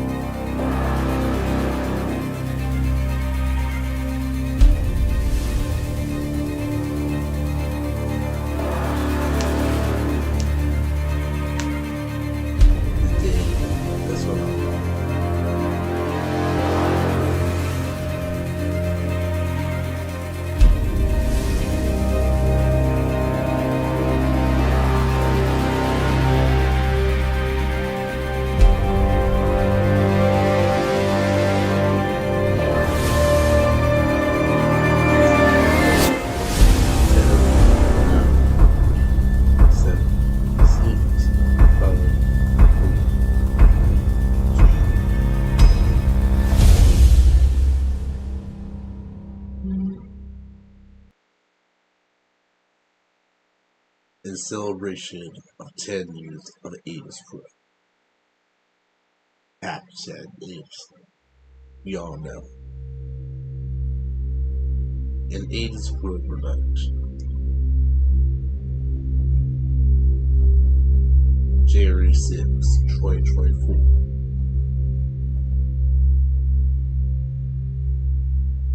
So today we're going to be starting a brand new series where civilization starts over. Now you guys have been requesting this to become a series like crazy. And I mean like crazy, because ever since that video came out, constantly, can you make this a series? Well, today we're making it a series. After 7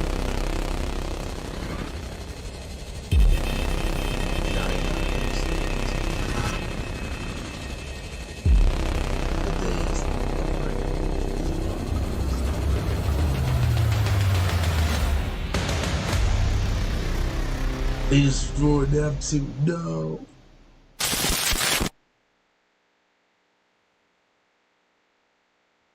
They're the people around it. They destroyed that. So yeah. Absolute water. Battle for heaven.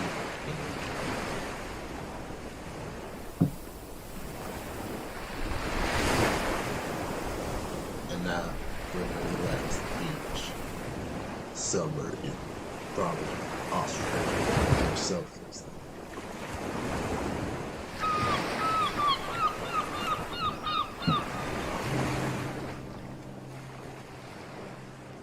This world is truly beautiful, isn't it? I've never seen anything like it. The legends and stories of Earth only told of its cruelty. But it's a truly marvelous planet. I never would have thought that our race could return. The re-emergence of humanity here is certainly surprising, though. The stories end in tragedy. They only mention our people escaping a doomed world. The fact that it is still here and thriving with life is astonishing. The barrier machine on Europa as well. Do you think it was them? Those genius scientists from the tales? Probably. The fact that Earth is still here means those stories likely have some truth to them. But how? Time travel? Not even the Swiss Empire has that kind of technology. Who knows? The past is the past. Now that we have returned, we need to start thinking of the future. Our rebellion. Our people. Right. Falling back to this solar system is the best option. If we can recreate the barrier machine, we can seal ourselves and the second kin away from the Empire. That's a grand plan. And what happens after the system is sealed? We coexist with the people of Earth, peacefully. We could also try terraforming other planets. Mars once inhabited Alternites before the Great Disappearance. Wilson, do you truly believe that coexistence is possible with the second kin? Bringing Alternite citizens to Earth would double its population. Plus, we've flooded their planet already. I doubt they would want coexistence. Then we will terraform another planet. We have options. But not time. That would take years. Our people can't live in spaceships for that long. There isn't enough room on the ancient continents either. We'll figure it out. Like I said, if we are tolerant and peaceful towards the second kin, we might have a chance of coexistence across Earth until we finish terraforming. Why do you wish to take a peaceful approach to this? We could just remove the second kin completely and repopulate Earth with our own people. Jodhan, do you remember the reason we led this rebellion in the first place? To escape tyranny, to escape subjugation. We shall not impose the order of the Empire on Earth.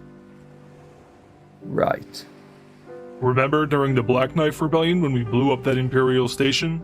I was so scared that we would be caught and executed, but everything worked out in the end. We were dreaming of creating a perfect world without tyranny. Let's create that perfect world here, comrade. Jodhan? I'm sorry it had to come to this. Please forgive me. What are you talking about? I had no other choice.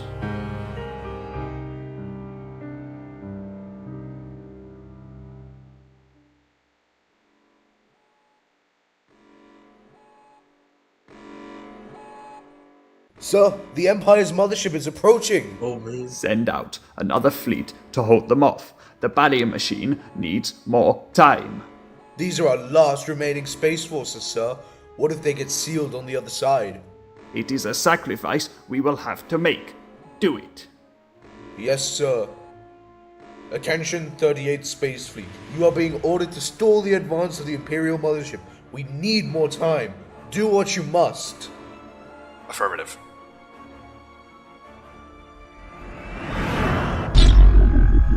Yeah, instantly destroyed. No. Sir, the mothership has reached the asteroid belt. Quick, get me in contact with the engineers on the moon. Supreme Commander? What is the holdup? We need the barrier machine activated now. Sir, it's just about ready. We're connecting it to the outer satellites. The Major General will notify you when it's ready to launch. Hurry up then.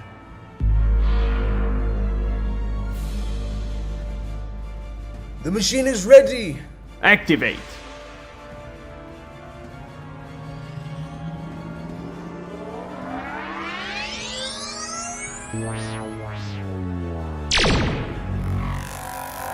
An instant laser. If y'all know it, y'all know it.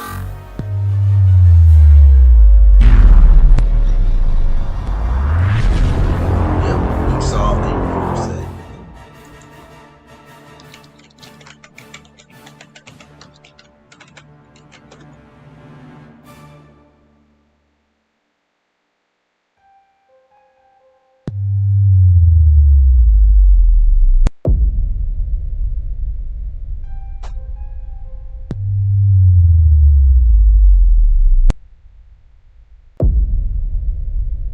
It vanished?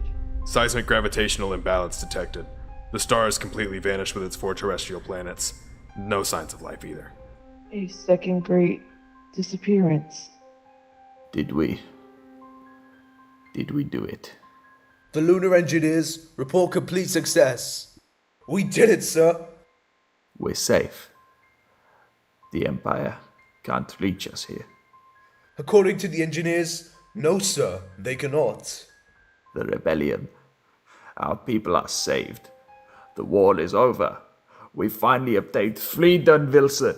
Sir? Men, return to Earth. Tell all of our forces to stand by in the atmosphere. Now that the Empire is no longer an issue, we must shift our focus to Earth. And conquer the planet? You did, General. That choice belongs to the second kin. I will give them one last chance to accept our ultimatum. What happens to those who refuse? They will be annihilated completely. Earth belongs to us now, whether we are forced to take it or not. And that.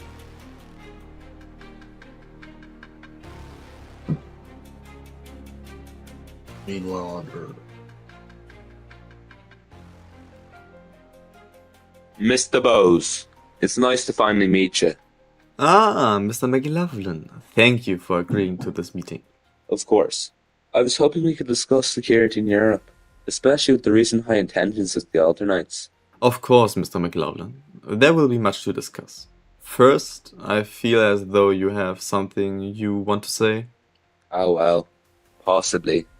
And what exactly do you have to say? I also want to discuss your country's recent expansions. Oh, of course. Go on then.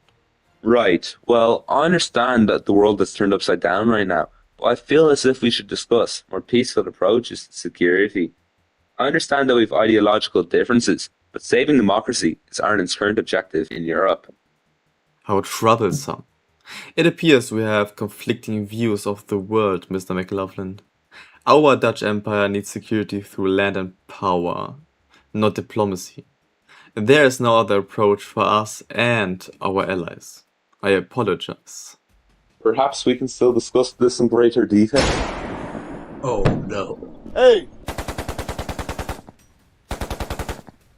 No need, my Irish counterpart. They just took him. Man, tell the commanding general to launch the invasion. The Irish Isles shall be Dutch once more. Oh.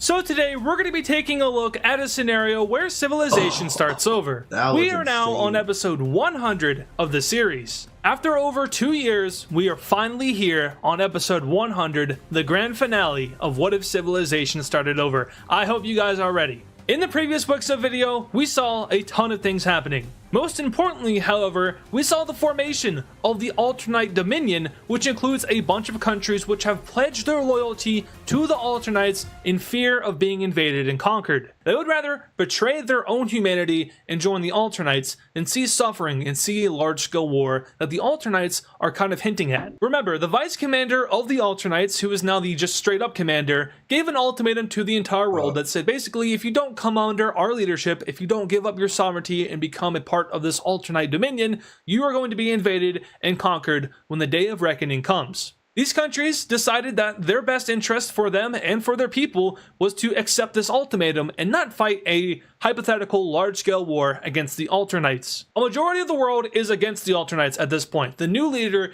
is very, very strict, very stern. He is a dictator. Unlike the old commander of the Alternites, he does not believe in peaceful assimilation. He believes in direct control and suppression. Now though, as we saw in the cinematics, the Alternites were able to deploy a second barrier machine. When they first arrived in the solar system, they found the original barrier machine on Europa, the one that was created by the two Swiss scientists after the end of Alternate Future Season 2. That barrier machine, of course, is what kept the WICSO world separate from the rest of the universe. It's the reason that the Alternites and the Empire were unable to come to Earth before the barrier machine was mysteriously destroyed. After it was destroyed, of course, the Alternites found Earth, and then the Empire found Earth, and that led to the cinematic sequence you saw before this video officially started. But the 4 terrestrial planets of the solar system are now in this new barrier machine. It covers all the way from the sun to the asteroid belt. But the most important thing is that Earth is safe and the Empire is no longer a threat. However, with the Empire gone, the Alternites are beginning to turn their attention back to Earth. The Vice Commander has once again reminded the world of the ultimatum he sent them, and that time is running very thin. In fact, the Alternites appear to be mobilizing with what remaining forces they have. Remember, most of their population and all of their military that was able to escape came to Earth. That military and population is mostly in the atmosphere right now on the mothership or in other various spaceships, but a portion of it is also on Earth in the ancient continents. With all that being said though, it's time to finally jump into the mapping scenario. If you guys enjoyed this video, make sure to leave a like on it and of course subscribe to the channel if you're new. This one is going to be crazy. But for our first event of this video, we come to Europe, where the Dutch are going to be invading Ireland. As we all saw in the cinematic, the Irish leader met with the Dutch leader in Dutch territory, and unknown to him, it was an assassination plan. The Dutch leader quickly pulled out a gun and eliminated the Irish leader, and then the Dutch guards also took out the Irish leader's escort. Now, the Irish leader thought that this was simply just a diplomatic meeting between the two nations to discuss security over the Alternites. Unfortunately for Ireland, though, that was never really the plan, and the Dutch leader had set this up as a way to kind of give a false sense of security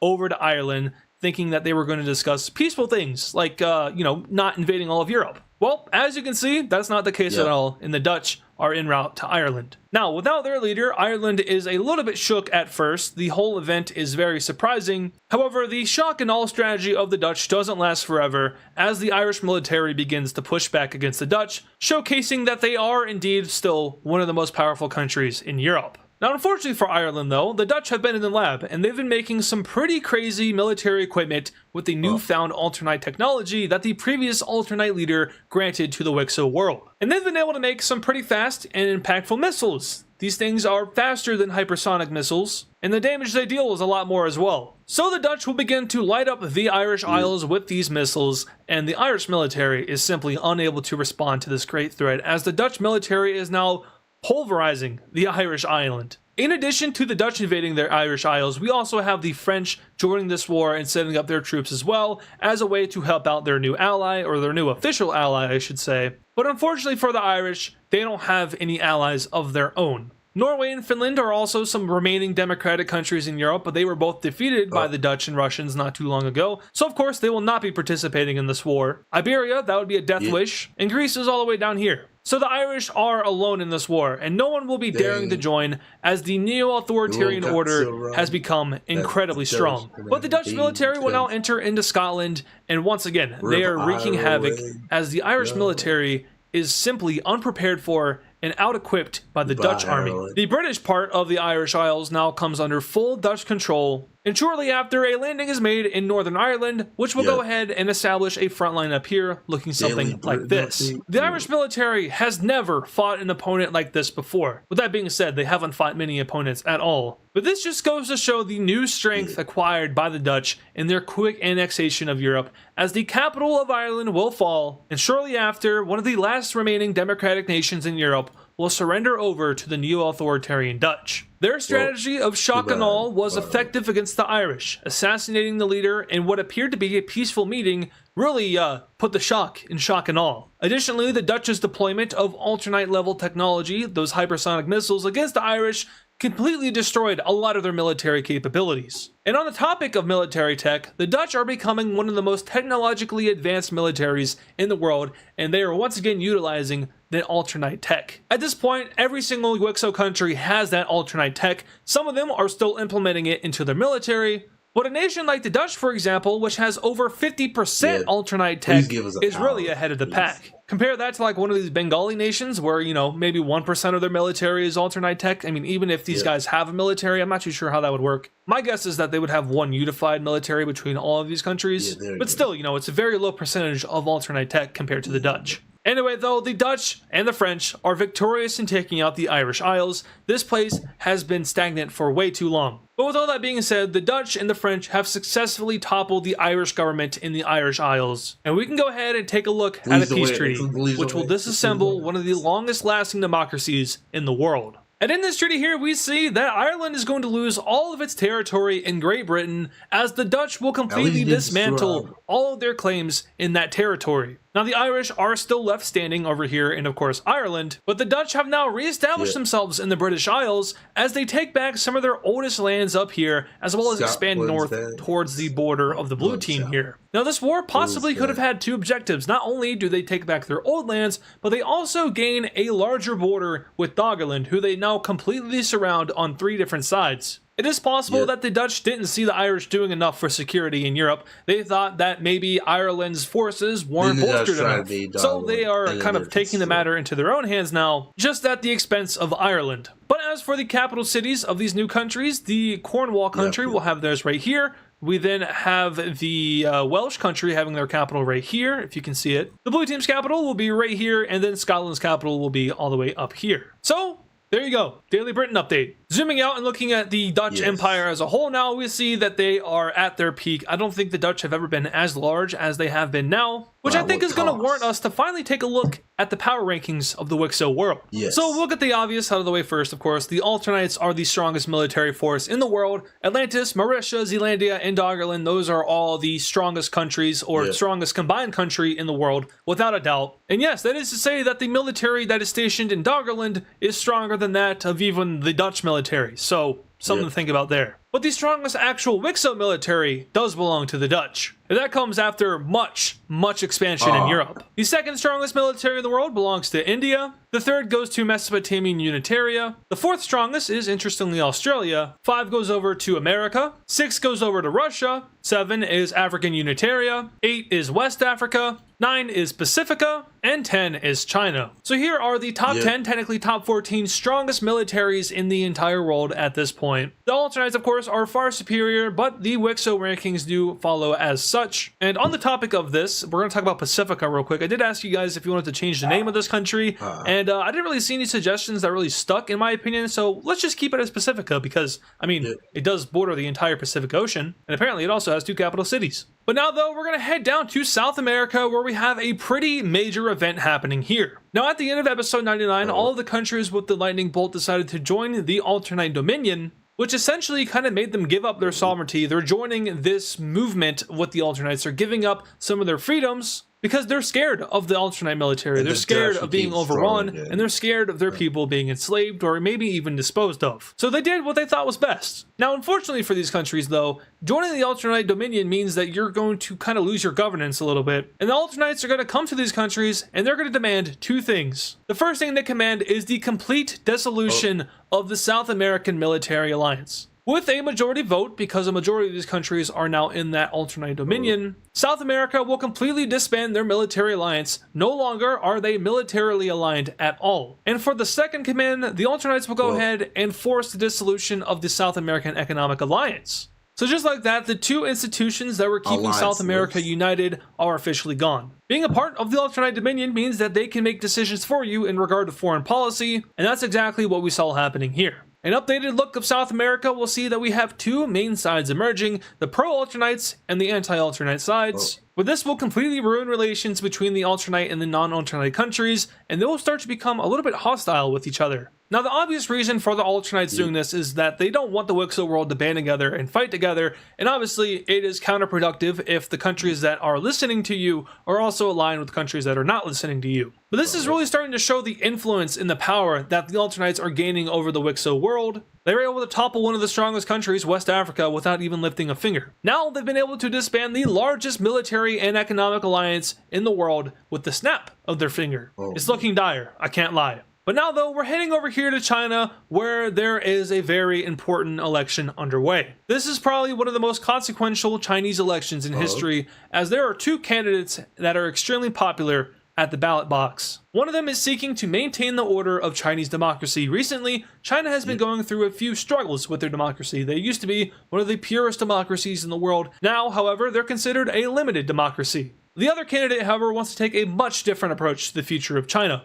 He has openly stated that he is against Chinese democracy and is more so in favor of direct rule. Now that seems crazy because we're seeing direct rule pop up in Europe through neo-authoritarianism, and that is very limited in the freedoms of the people, and as we see, very aggressive, very fascist-like. But why is he so popular in one of the most democratic nations in the world? With Ireland falling, one of the other strongest democracies in the world, and with democracy in Europe as a whole kind of falling, as well as the fact that the Ultranites are no longer democratic and are now ruled by a dictator, it has become very apparent to the world that democracy is a dying ideology. Even the Mesopotamians, one of the most pro-people countries in the world, is starting to stray away from that ideology. And in China, and in this election, the anti-democrat will win the election. By a margin of 5 votes, China will seal away their democracy, and they will essentially elect a dictator. Between the time of election day and inaugural day, there are a few statements made by this new leader of China, and it is eventually revealed that he is a strong supporter and advocate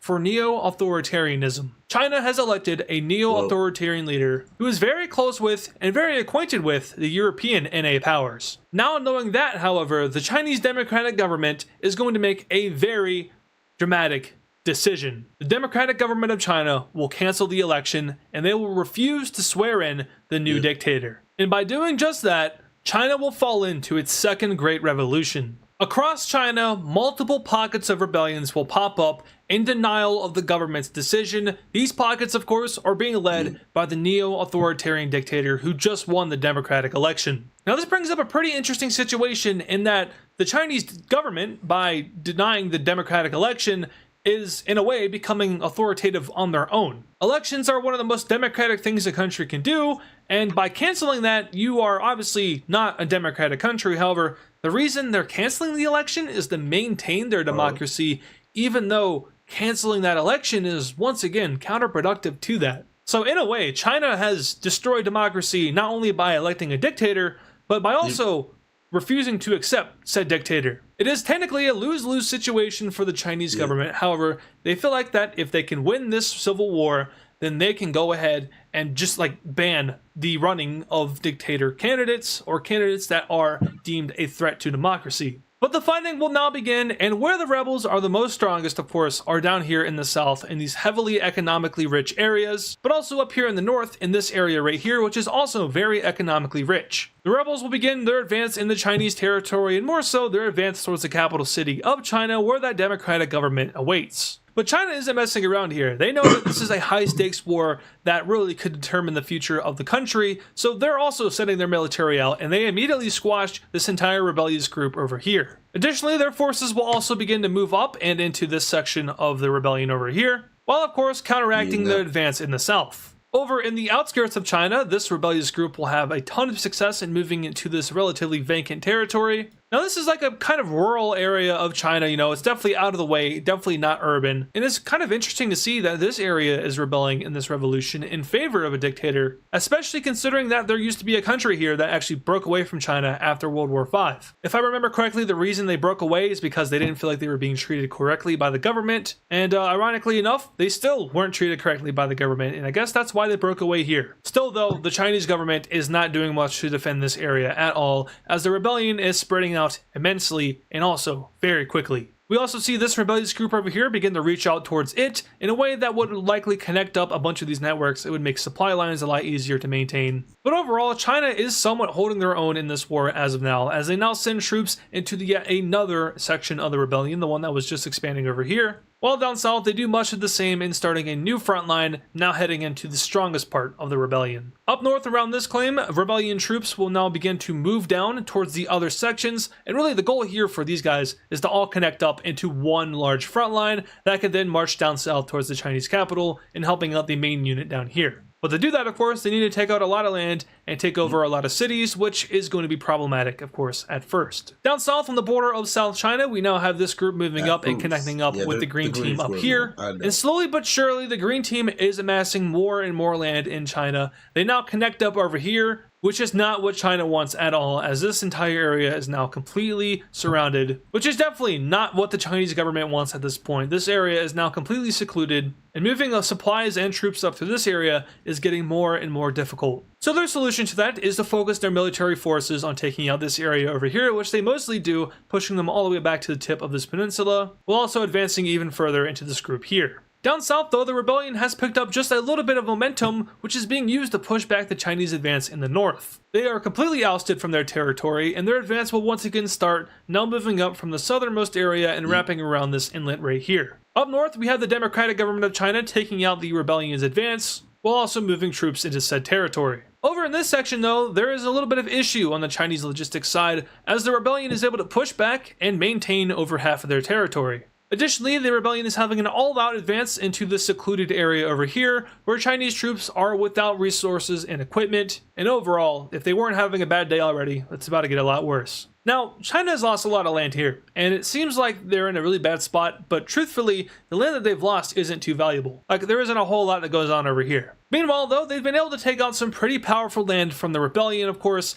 This is all heavily populated and very viable for the rebellion. So, technically, China is winning this, even though they've lost so much land over here, and it has just gotten worse. But once again, not a whole lot happening here. Anyway, as China continues to advance into these rebellious groups, showing that they are indeed winning, the drums of history begin to echo once more. And we all know that the drums of history tend to echo in this series, but these ones are pretty loud, and these ones are pretty obnoxious. And they've been heard multiple times before. In the middle of one night during the Chinese Revolution, Korean troops will cross the border in a full-scale advance in the Chinese territory. That's right, Korea and China are once again at war, as the Koreans seek to finally take down their biggest opponent in this region, not only in this region, but throughout all of history. You see, at first, Korea was the dominant civilization in East Asia. In fact, they were the first civilization in East Asia. But as time went on, the Chinese came around, and they outgrew them, and they became way more powerful. From there, Korea was a victim of a few wars where they lost to the Chinese, but as of recently, they've been making their way back up. Now though, as China is super vulnerable in its own revolution, the Koreans make the decision to strike. And once again, the goal of the Koreans here isn't necessarily to take a bunch of land, I mean that would be nice, but their main goal is to topple the Chinese government, and by doing this and entering the war, they are essentially helping out the neo-authoritarians take over the Chinese government. They believe that a prolonged war with the revolutionaries will weaken both sides, so even if the neo-authoritarians win, they won't be as strong as China was, because simply enough, they were fighting that war for so long. But yeah, Korean troops enter into China. They don't really invade into the rebellion territory. They mostly focus on the democratic territory. But of course, it isn't just them invading China, as Manchuria will soon after join the war as well, once again with the objective of knocking Chinese influence out forever. The drums of history, yes, they are still beating, and this isn't the first time that Korea and Manchuria have jumped China. So this new front line will open in northern China, and the democratic government of China was not ready for this at all, of course. They are in a very sticky situation now as the Koreans begin to pour into their territory. And honestly, it isn't looking good at all for China. Now though, we're going to take a break from the Chinese Revolution, and we're going to come over here to this part of Africa where the brown team will be invading a country. And this isn't some ideological war or anything like that. Simply enough, the brown team wants land, and more so, they want access to the ocean down here. So they will send their troops out, and they will begin an invasion of the green team here, which just formed a few episodes ago. Remember, there used to be a country here. It fell straight into anarchy, and from that, of course, we got this collection of countries here, which have officially become countries. They do need capital cities now, but the brown team doesn't really care about that. But they gain access to the Atlantic Ocean, and the green team will surrender over to their forces. And of course, in the peace treaty, they will fully annex this country as to, once again, gain access to the Atlantic Ocean. Now, this military action is going to come with a little bit of consequence, but not like a negative consequence. It's just a neutral consequence. And that is that the red team and the blue team in this region will be uniting into one. Once again, these countries used to all be united into one. However, that original country fell into anarchy, and from there, these groups formed. A lot of them wanted to stay independent. However, with this recent military action, it has become clear that maybe unity is the way forward, and maybe we should reform that country as to not leave ourselves super weak and vulnerable to these other outside powers. So yeah, the red and blue unite together, and the gold team is considering it. However, they will stay independent for now. On this topic, though, we are going to go ahead and give them a capital city, which will be right here in this part of their country. But yeah, here's an updated look at the borders in Africa. A little bit chaotic in this region, but hey, sometimes chaotic is good. Now though, we're going back over here to the front lines of China, where a very important event has just occurred. First of all though, the rebellion was able to push back the Chinese from their country, and that is mostly due to the fact that Korea came in and began to blow everything up. And second of all, the Koreans have been able to advance even deeper in the Chinese territory. This applies to the Manchurians as well in the north, but the major event that I was just talking about is actually a settlement that was reached. Essentially, the Chinese government made a bunch of promises over to Korea and Manchuria in exchange for them stopping their advance, not leaving the war, not like, you know, getting out of their territory or anything like that. Simply enough, a ceasefire in exchange for valuable land. That valuable land includes all of this green rebellion right here. It includes this entire peninsula, and it includes various ports throughout this region here. It would greatly boost Korea's economy, and that's why they decided to stop their advance, because at the end of the day, that deal might be better than stopping Chinese influence. If Korea gets an economy that is either very close to or even on par with China, then China's influence will naturally wane, and Korea will be able to compete with them without having to worry about being the insuperior power, without having to worry about being militarily overran. So this is a very good deal offered by the Chinese government, and Korea and Manchuria will stop their advance. This does mean, however, that China has to win this war in order for that deal to apply to Korea and Manchuria. And these countries are both very aware of that. So they stop their advance, but they're also like ready to go if needed. But back to the actual revolution down here, Chinese troops have pushed this group to its very limits, as they now only reside in the very tip of this peninsula. All over in the western regions, they have begun to advance into this group and have nearly finished off this group as well. In the northernmost regions, we have the neo-authoritarians reaching out and meeting the front line of Manchuria, which will go ahead and subjugate this piece of land to green team control. And overall, the Chinese are at a huge risk here, as this rebellion up here in the Yellow Sea will begin to move down south. If these two front lines connect right here, this entire region is lost, and this entire region is pretty valuable, especially in comparison to, like, this region. And China is still mostly focused on the southern rebellion down here, which is where it's strongest, so they are in a very dangerous situation. Up north, the green team will continue their advance into this Chinese territory. However, they are now experiencing some actual combatants, and it isn't all sunshine and rainbows anymore. Their frontline advance will eventually be stalled, and the Chinese government is able to hold off in this northern region while also maintaining this corridor connecting resources and supplies up to these troops. Down south, however, and especially over here in this eastern region, the rebellion is having a lot of success, and that is mostly due to the fact that a lot of people in this region are now in open support of the neo-authoritarian government. Going back to what I said earlier, the Chinese government, in a way, is also dismantling democracy by canceling that election, and that has some people wary. Think about, like, independent voters. They, like, barely voted for the Chinese democratic government, and they're seeing this revolution, and they're seeing that the Chinese democratic government canceled an election. they're most likely going to be in support of the neo-authoritarians now because they're actually following through with the remaining democracy that China has. So the majority of people in China are now actually in support of the neo-authoritarians, and the Chinese democratic government is extremely unpopular. With that, many civilians begin to sabotage their own government, and in key battlegrounds like up here in this area as well as over here in this peninsula, civilians began to kind of just completely screw over and in some cases kill their own troops. Some civilians take up arms, some civilians refuse to provide the soldiers with things like food, water. A lot of the local doctors aren't helping out the Chinese military, and instead, they're mostly helping out the neo-authoritarian troops. The very occurrence of the civilian betrayal is going to weaken China's grasp in the northern region especially, and eventually they're kicked completely out and the corridor is essentially destroyed as all this land comes under control of the Green Team. Over here, the Chinese government is able to wipe out this whole group completely, however the front line does still remain, and in reality, you know, it isn't much of a front line, and more so it should look like this, you know, just the actual neo-authoritarian government. So that's not as fun as a lot of colors on the map, right guys? Anyway, as you can see, the Chinese government pulls off a massive counteroffensive in the southern region, which takes back some of the more important rural areas. Like I was saying, you know, there's not a lot happening here, but you know, this is still like relatively populated, not as urban as over here, but not as rural as over here.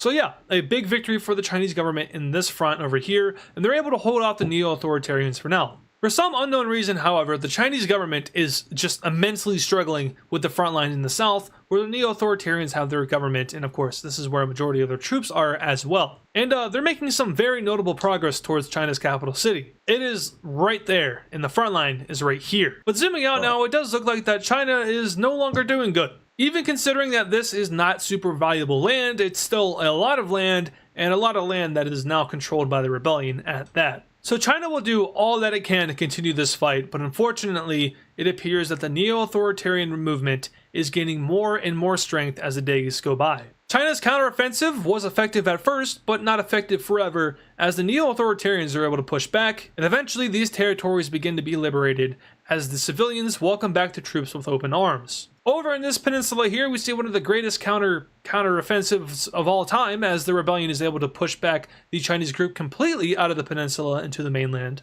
And with that, they're able to connect back up with the overall front line. Down south, the neo-authoritarian front line has now just reached the capital city of China, where the Battle of China will begin. This is one of the longest battles in this war. It takes very, very many weeks for a victor to come out on top. But once the dust is settled, the neo-authoritarians will obtain victory and take over China's capital city. With that, they inherit the actual government of China as the democratic officials are removed, executed, and the neo-authoritarian government will now take over China completely. Just like that, democracy is now dead in one of the most democratic countries in the world, technically brought about by its own people, but also brought about by its own government. Now, what does this mean for Korea and Manchuria? They weren't really rooting for China to win, but now that the democratic China is gone, they don't get that deal, and they could have had a lot more territory. But luckily for them, the new dictator of China isn't really looking to fight a much larger war at this point in time. Instead,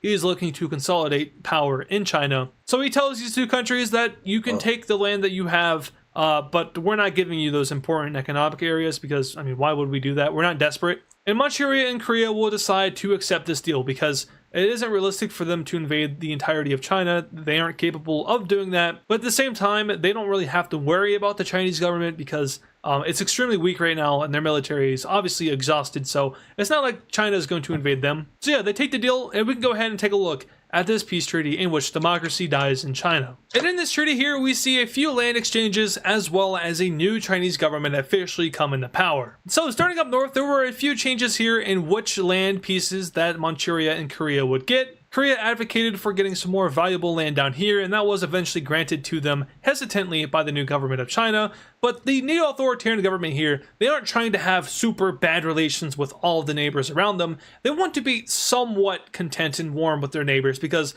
there aren't any other neo-authoritarian powers in Asia as of now. The closest they got is Australia down here, but they're fascist and they're also kind of freaks because why do they like the Alternites so much? Like, what's your deal, bro? So yeah, the world kind of looks at Australia really weird because, I mean, what happened here? What was that? Like, what's going on here? But yeah, Manchuria will get this piece of land over here, and Korea will get this piece of... That's not the right color. Korea will get this land right here, but both countries will, of course, expand their territories. They're happy that China's democratic government is gone because the democratic government of China never ever liked Korea and Manchuria. But this new government seems to be somewhat promising in that it will be willing to cooperate and maybe even have warm relations with Korea and Manchuria. Also, the guy that comes into power in China is like putting his foot down, like this is a new era for China. And to kind of mark that, he's going to be doing a few things, such as rewriting the country's constitution, because that's what all dictators do. Changing the flag, so going from a very long-standing flag to a completely brand new one. And also changing the official name of the country from the Republic of China to the Chinese Federation.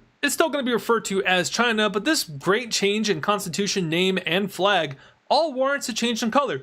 China is now green. And this is really just to reinforce that China is changing completely. It has been democratic forever, arguably democratic. It did get a little bit fuzzy there during the War of the Elites, but things are changing, not only in East Asia, but across the entire world. And speaking of change, we have a few countries that are now going to be joining the only remaining international organization in the world. That, of course, is the New World Order, headed by the Unitarians. But with the collapse of the Assembly of Nations in the previous episode, there is now only one international order. There's no longer competing sides for influence. It is now either New World Order or bust. You either are in an international order or you're not. Now, the NWO isn't as clingy as the AN was. They're not going to try to force a bunch of countries to join. It isn't a requirement. You don't have to join the organization, but just know that if you are a member, you do receive protections from alternate attacks. But the countries joining this thing are Iceland, East Russia, Persia, South China, the Philippines, America, Central America, Egypt, which I could have sworn was already in the NWO, but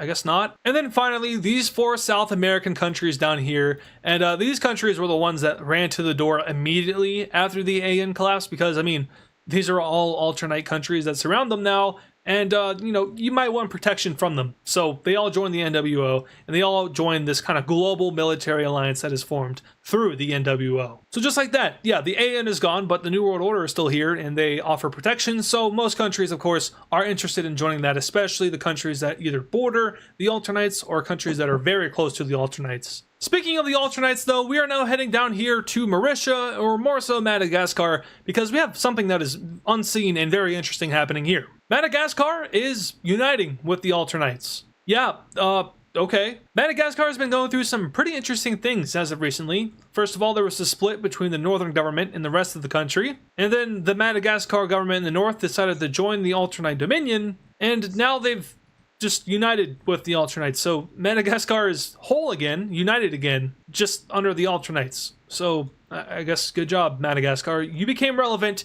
in your final days, and well, I mean, it was very humorous relevance, I guess. But yeah, the alternates expand and Madagascar is gone. Hey, something really cool is happening in Europe. Rome's invading Greece. The Romans have reestablished their country, and it appears that no matter how many times they've been put down in history, they always find a way to rise back up. And today, with the death of democracy in Ireland and China, Rome feels that it is best to go ahead and just get rid of the ideology in whole, as they now attack one of the last remaining just straight up pure democracies in the world. Okay, well, they're not a pure democracy, but they're a representative democracy, which is really the only form of democracy that actually works. But still, one of the strongest representative democracies in the world. Rome doesn't like that, though. Now, Greece is in a military alliance with a few other countries, including the Orange Bulgarian country, who will join the war on the side of Greece. But also with the Horn of Africa, the Gold Team, and the Orange Afghanistan country. Do you think that Orange Afghanistan and the Gold Team care about Greece being invaded by Rome? No, absolutely not. This alliance was formed to stop Mesopotamian expansion, not Roman expansion. So while Greece's ally in Bulgaria will join the war, these other two countries, they're just going to leave the alliance because, I mean, it was really only being propped up by India, but India had a slight government change there, and they left that military alliance, so it's not really strong anymore. Greece is the strongest military in the alliance, and they're being invaded by a stronger country in Rome. So yeah, it's just a lost cause. Good luck, Greece. We're out of here. Today is a horrible day to be Greek. Roman troops are having slight issues advancing further into Greece's country, of course. Not only is the geography in this region relatively challenging, but the Greek army isn't necessarily a pushover at all. We also have to remember they're fighting Bulgaria here, a very strong country. Don't sleep on Bulgaria, they're sieging a city. But Rome's objective here is simple: reestablish all old Purple Team lands. These are like ancient historic lands, and what we're seeing recently in the world is that countries are becoming very, very obsessed with their ethnic lands. Like the Dutch, for example, they were the ones that settled the British Isles. This used to be Dutch a very long time ago. However, they lost their control over this island after losing a war. But still, there are Dutch people in these areas, and the Dutch feel as if they should be all united under one country, which is especially what they've done here. Think about it. They have all of their old historic lands. They have, of course, this piece of land which they acquired recently. That wasn't like modernly a part of the Dutch, but historically it was. And that's one of the reasons why they took it over. Same thing with lands in Germany, with some lands in Denmark, and I think even Norway. Iceland, you better watch out. And also, I guess, all of the world, because the Dutch did colonize like all of the North American continent. Yep. But who cares about the Dutch? We're talking about the Romans. I've noticed that Dutch fans and Roman fans don't really like each other. Fair enough, the countries don't like each other.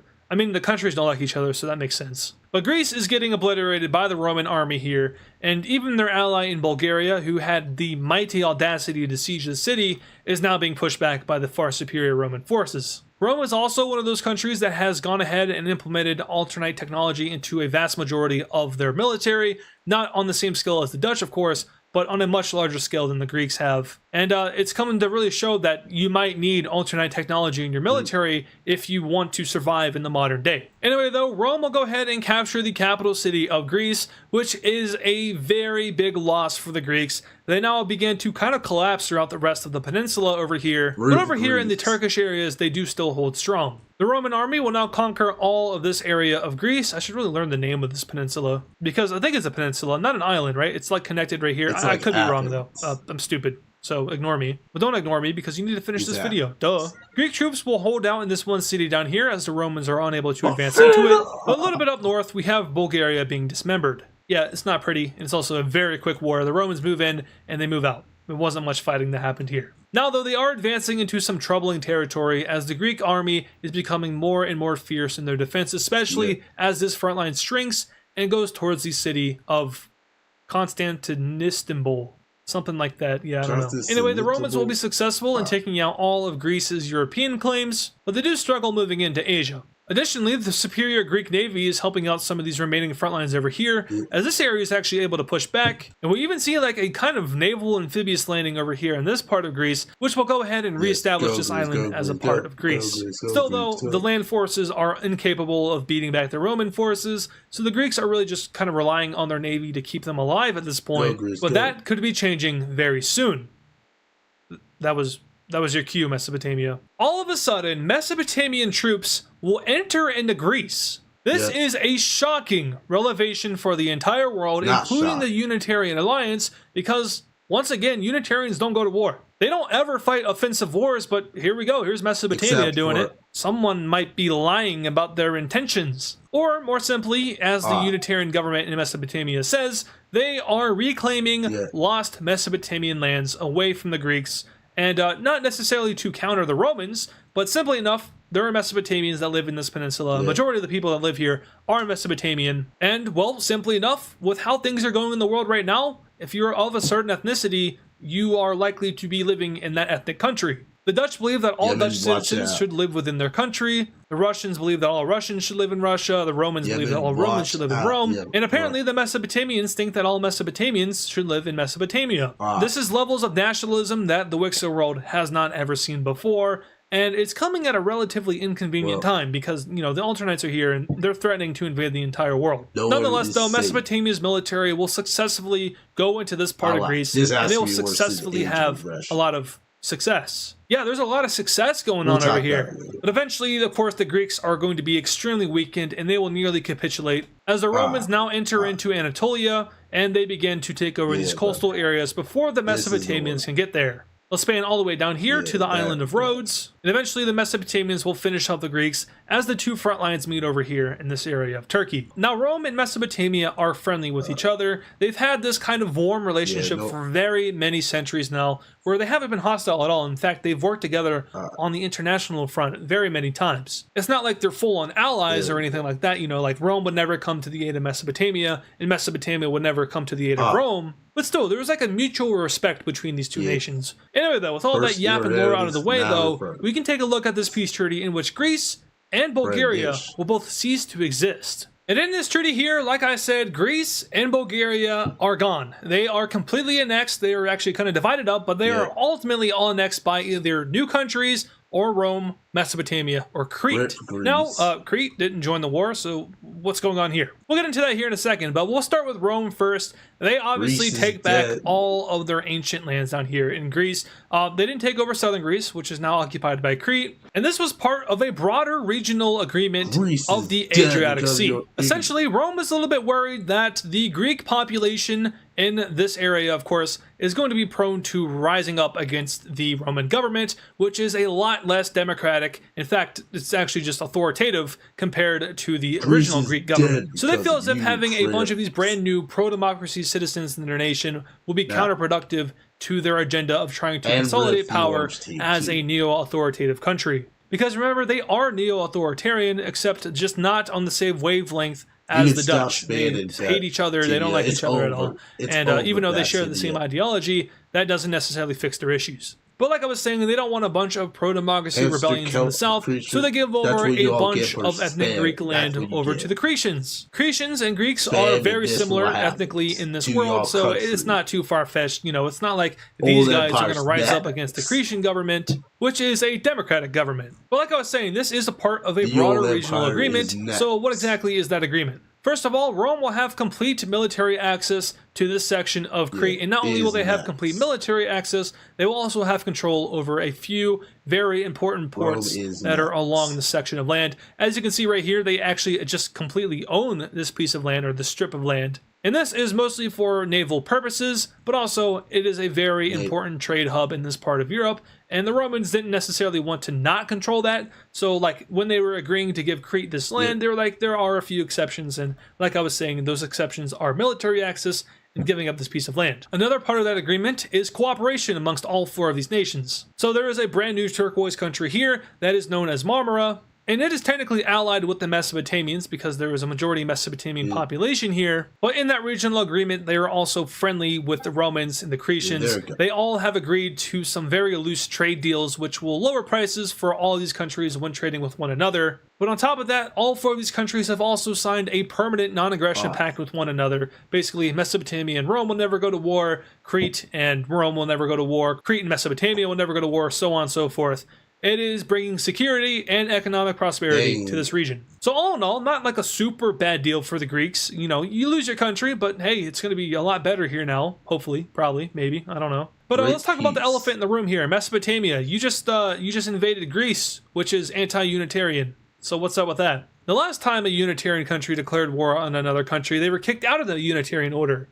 Except Mesopotamia wasn't kicked out, and they won't be kicked out. And that's because Mesopotamia is one of the strongest countries in the world, and the new official leader of the Unitarian Alliance, you can't really kick the leader out. Africa Unitaria was against kicking them out, so was Indonesia Unitaria. Japan was actually in favor of kicking them out, but that doesn't mean they have bad relations now. It just means that Japan is upholding their Unitarian ideology the most. And then Canada refused to comment, so that's interesting. Rules for me, but not for ye. But this is kind of in a way going along with what we've been seeing recently, in that countries are no longer upholding their utmost of democratic values. They're no longer actually following their agenda or their ideology. They're tending to sway away from these things. And that is, of course, due to the broader death of democracy, but also the chaos that was brought to the world by the Alternites. Sticking with Mesopotamia, though, we actually have them uniting with another country, and that country, of course, is going to be Caucasia. Now, why didn't this happen sooner? We all know that Caucasia is a part of the region of Mesopotamia in this series.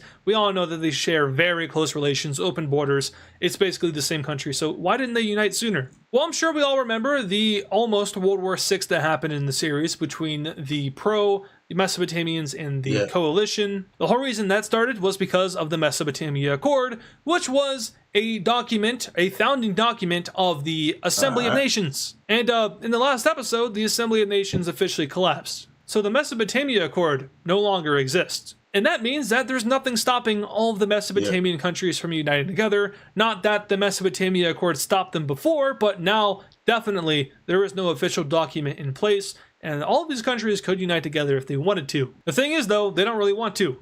the gray team up here is very far from Mesopotamia, and even though they were once a part of that old empire, they don't really want to rejoin it as of right now. Persia obviously has been independent for an extraordinarily long time. They have their own culture, so they don't want to be a part of the Mesopotamians. And the same applies to Egypt and other countries in the surrounding area. This is pretty much the peak of what Mesopotamia can achieve at this point. But still, one of the strongest countries in the world has just gotten a little bit stronger with the addition of Caucasia. Now we're going to head a little bit south of this region down to Sudan, where there is another blaring issue, and that is that, once again, the Assembly of Nations has collapsed, meaning that North Sudan is no longer recognized by anybody but themselves. I mean, I'm sure they have a few other former AN countries that recognize them over South Sudan, but they kind of lose that protection from the assembly. But good news, these two Sudans are not interested in going to war with each other because, of course, it's counterproductive. They are both the same ethnic group or, same nation, just divided by a sovereign border. Fighting one another is completely useless, so two governments will remain.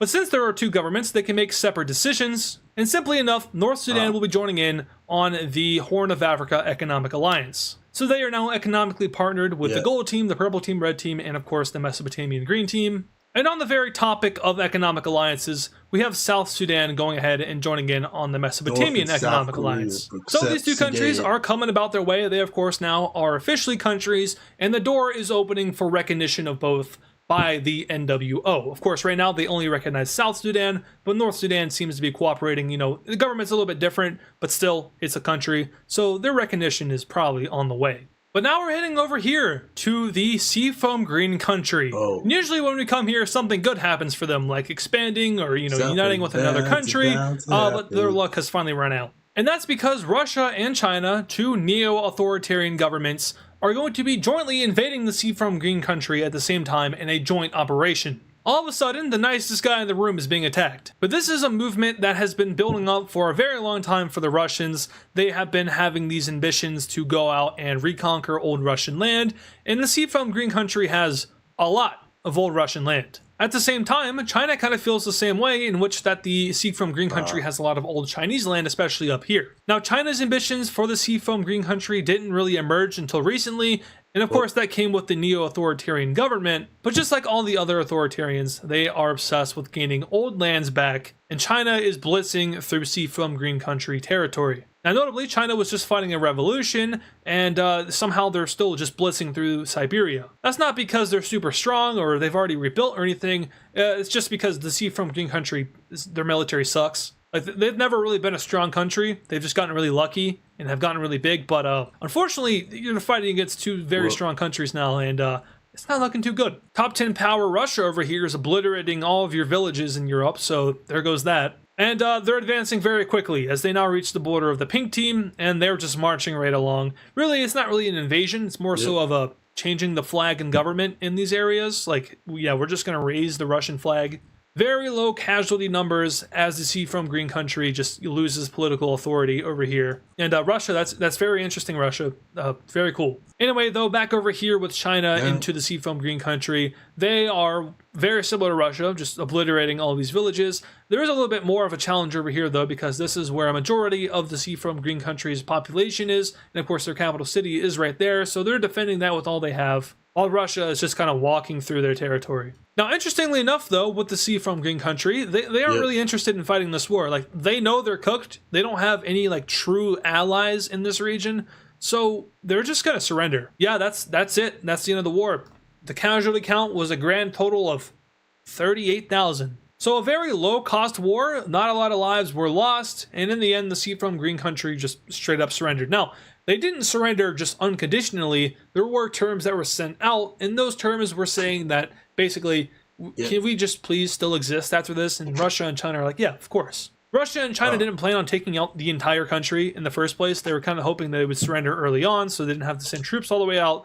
They fought a little bit longer than they thought, but, ultimately the end result is still the same, just a few more thousand dead. But yeah, the Seafoam Green country will not be removed from existence, and we can go ahead and take a look at this peace treaty. But in this treaty here, we have the Seafoam Green country losing a very large amount of land, but still, it's not a ton of land. So first of all, China will be annexing all of this, and China is not very happy about the outcome of this peace treaty, but we'll get into that here in a second. But then over here we have Russia getting all this land, and it seems like a lot of land, and that's because it is, but it isn't really like a whole lot of valuable land. It's relatively empty and barren. I mean, there's a lot of population along the border here, but like up here, you know, just resources and stuff, so that's good for Russia. But they do like double the size of their country here, so still a huge pickup for them. Now, China's angry because they wanted more, and they feel like they should have gotten way more, but they didn't, and it leads to some very intense struggles between Russia and China under the umbrella of neo-authoritarian cooperation. It is very hard for dictators to cooperate because their power is absolute within their own country, and of course their interest will always be with their own country, not the country of some other dictator. So neo-authoritarians working together is something that is very difficult,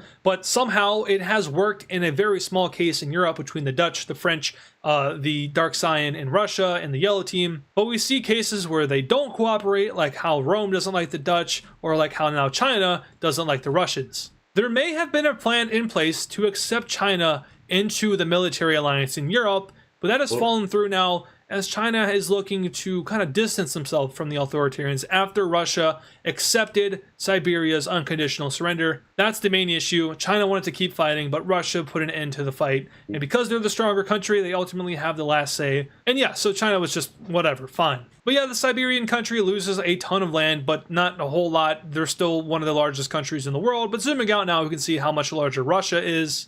And we can also see how China is kind of starting to retake their old shape. But heading on over to the region of Africa now, we have a very interesting event happening and a very unfortunate event. This event will be formulated by the Alternites as West Africa declares war on this country here. Their human military will move into this country and they will very quickly conquer. Remember, West Africa is still one of the strongest countries in the world. They are just under the control of the Alternites. But yeah, they move into this country here and they obliterate it.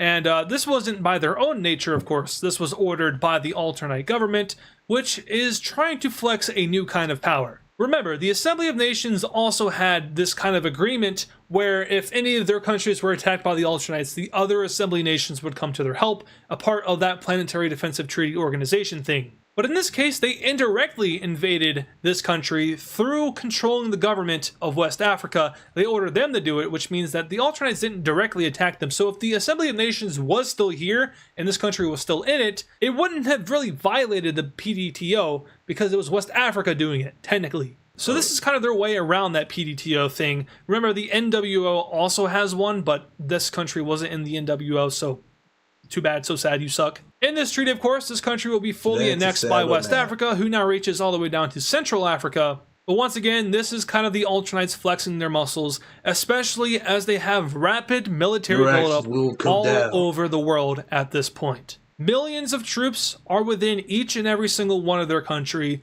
and a majority of the Alternate army that was in the atmosphere is now on Earth. It is possible that the Alternites are signaling their intent with this little invasion here. But for now, we're heading back up to Russia. And Russia here, who's still riding the high off of taking a bunch of land from Siberia, is wanting even more land because, I mean, why wouldn't they?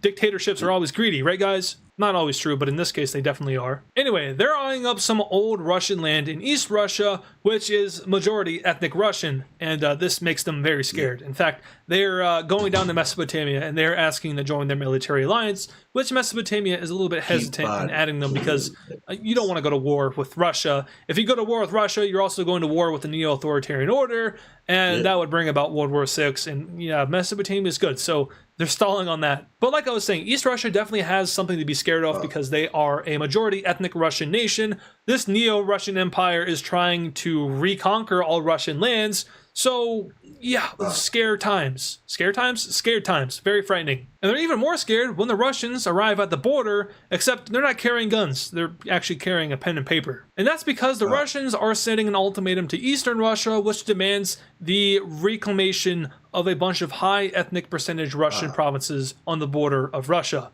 East Russia is so relieved by this because, oh god, they're not invading us, right? But yeah, Russia is demanding these outer provinces here, as you can see, and East Russia is 100% fine. Okay, not that much. But Eastern Russia is 100% fine with giving up this land. You can have it, bro. Just don't invade us. And the Russians, they really aren't trying to invade East Russia right now because they just invaded Siberia. You know, you don't want to get too into that war stuff because you're doing a lot of it recently, and the people don't really like war. Better safe than sorry, just take it diplomatically, which is exactly what they do. East Russia is very weakened, however, they do still exist, and that's all they could really ask for. But bouncing between regions here, we're heading straight back to Africa, and we're taking a look at Southwest Africa. Now, recently, there's been a lot of alternate expansion up north between both West Africa and the actual Atlantis country itself. But like I was saying, there's millions of alternate troops kind of on this border with Orange Africa here. And Orange Africa sees that, and they also see the buildup of troops by West Africa on their border, and they're like, oh god. So Orange Africa will make the probably smart decision to join the alternate dominion. This is extremely unpopular for them, their government, their people. They don't want to do this. However, with impending doom on their border, they make the decision to go ahead and, better safe than sorry. So they join the alternate dominion, except those troops still march in. And they're not like fighting Orange Africa or anything like that. They are accepted into the alternate dominion. They take the ultimatum, but those troops do keep marching, and they eventually line up on the border of the brown team, which, yikes. The brown team won't join, but they're very wary, and they're considering joining in on the NWO immediately. Once again, the alternate dominion expands as yet another country betrays the WICSO world and sides with the aliens. But now leaving this region and once again bouncing back over here to this part of Eurasia, we're coming over here to the green team, who as of recently has been doing a lot of expanding, going from a small microstate over here to an actual functioning country that is very large. And we're coming over here because they're taking on yet another daunting task. They will now be invading the teal country up here. And why is this so daunting? Well, it's because the green team is actually weaker than the teal team, but the monarch here seems to be very obsessed with taking on opponents that are much stronger than him. And of course, the teal team will push back here, but the green team is doing really good considering that they are technically weaker than the teal team. And as it turns out, a philosophy we've seen earlier is at play here, where the green team has way more alternate tech in their military than the teal team does. It isn't like a huge difference, like maybe only 5 to 10% more, but that's still enough of a difference to turn the tide of the war in favor of Caspia. So even though the teal team has more manpower, and even though their military is technically better, the fact that they don't have as much alternate technology means that they are still getting their ass handed to them on a silver platter. Still, they'll push back, they'll have a few counteroffensives that are successful.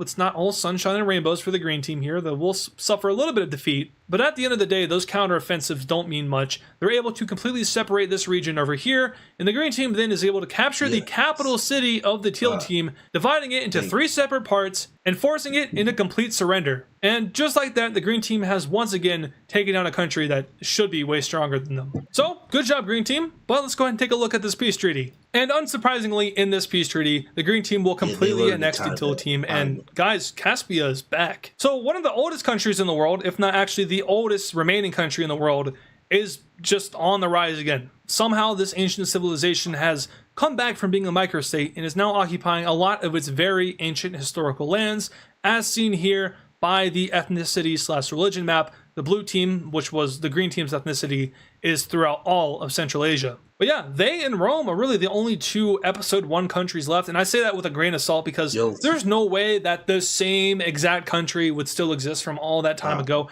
It's like if there was a real life Mesopotamia, or like maybe if like the Aztec Empire still existed, or one of the empires that came before them, or the ancient civilizations that came before them. It's very impossible. Well, so while these are the same color as like the purple team and the green team, they technically aren't them, but still we all like to pretend they kind of are, right? Because that's fun. So yeah, I'll leave it up to you guys. Now though, zooming off from here, we're heading on back over to Africa, and that's because we have our next event taking place here between the Unitarians and the light blue country right here. So these 2 countries have become very friendly as of recently, and with the Unitarians' recent expansion into the Lavender team, it has opened the door for these guys to also join the Unitarians if they so want to. Now, it is kind of a complicated process because the Unitarians are getting extremely large, and they're going to be extending all the way up into Central Africa, possibly, and that's a lot of land to control. So there has been a lot of talks over this, and they aren't necessarily joining just yet,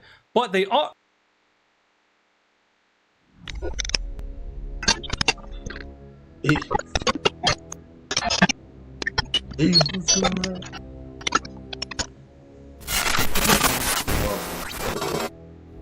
Second kin, I speak to you today in celebration, as all of our hard work has paid off.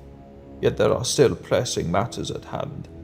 I believe I have been more than generous in providing you adequate time to prepare for and accept our ultimatum. Now that the Empire has been dealt with, we must advance to the next phase. Eternal order of the Ultonite people on Earth. With the sealing of the solar system, there is no longer anywhere else for us or you to go, leaving only Earth. While you people may think you're entitled to it, Earth was once inhabited by our people. We will not be denied a home on the birthplace of our civilization, even if yours rose from its ashes. With that being said, your time has now run out. Ultonite forces have been ordered to enter and occupy every single one of your countries, states, and territories. Should you deny essentially, you will face the wrath of our full military might. So stand aside, and we will show you mercy in our world. The gods have given our people enlightenment and freedom. Under no circumstances shall it be infringed on. The second kin shall know the power of Earth's original inhabitants, those guided by the cosmos, those who sacrificed everything for their future. The Ultonite people shall not be denied, and for that I declare a battle of heaven and earth. Whoa. World War VI.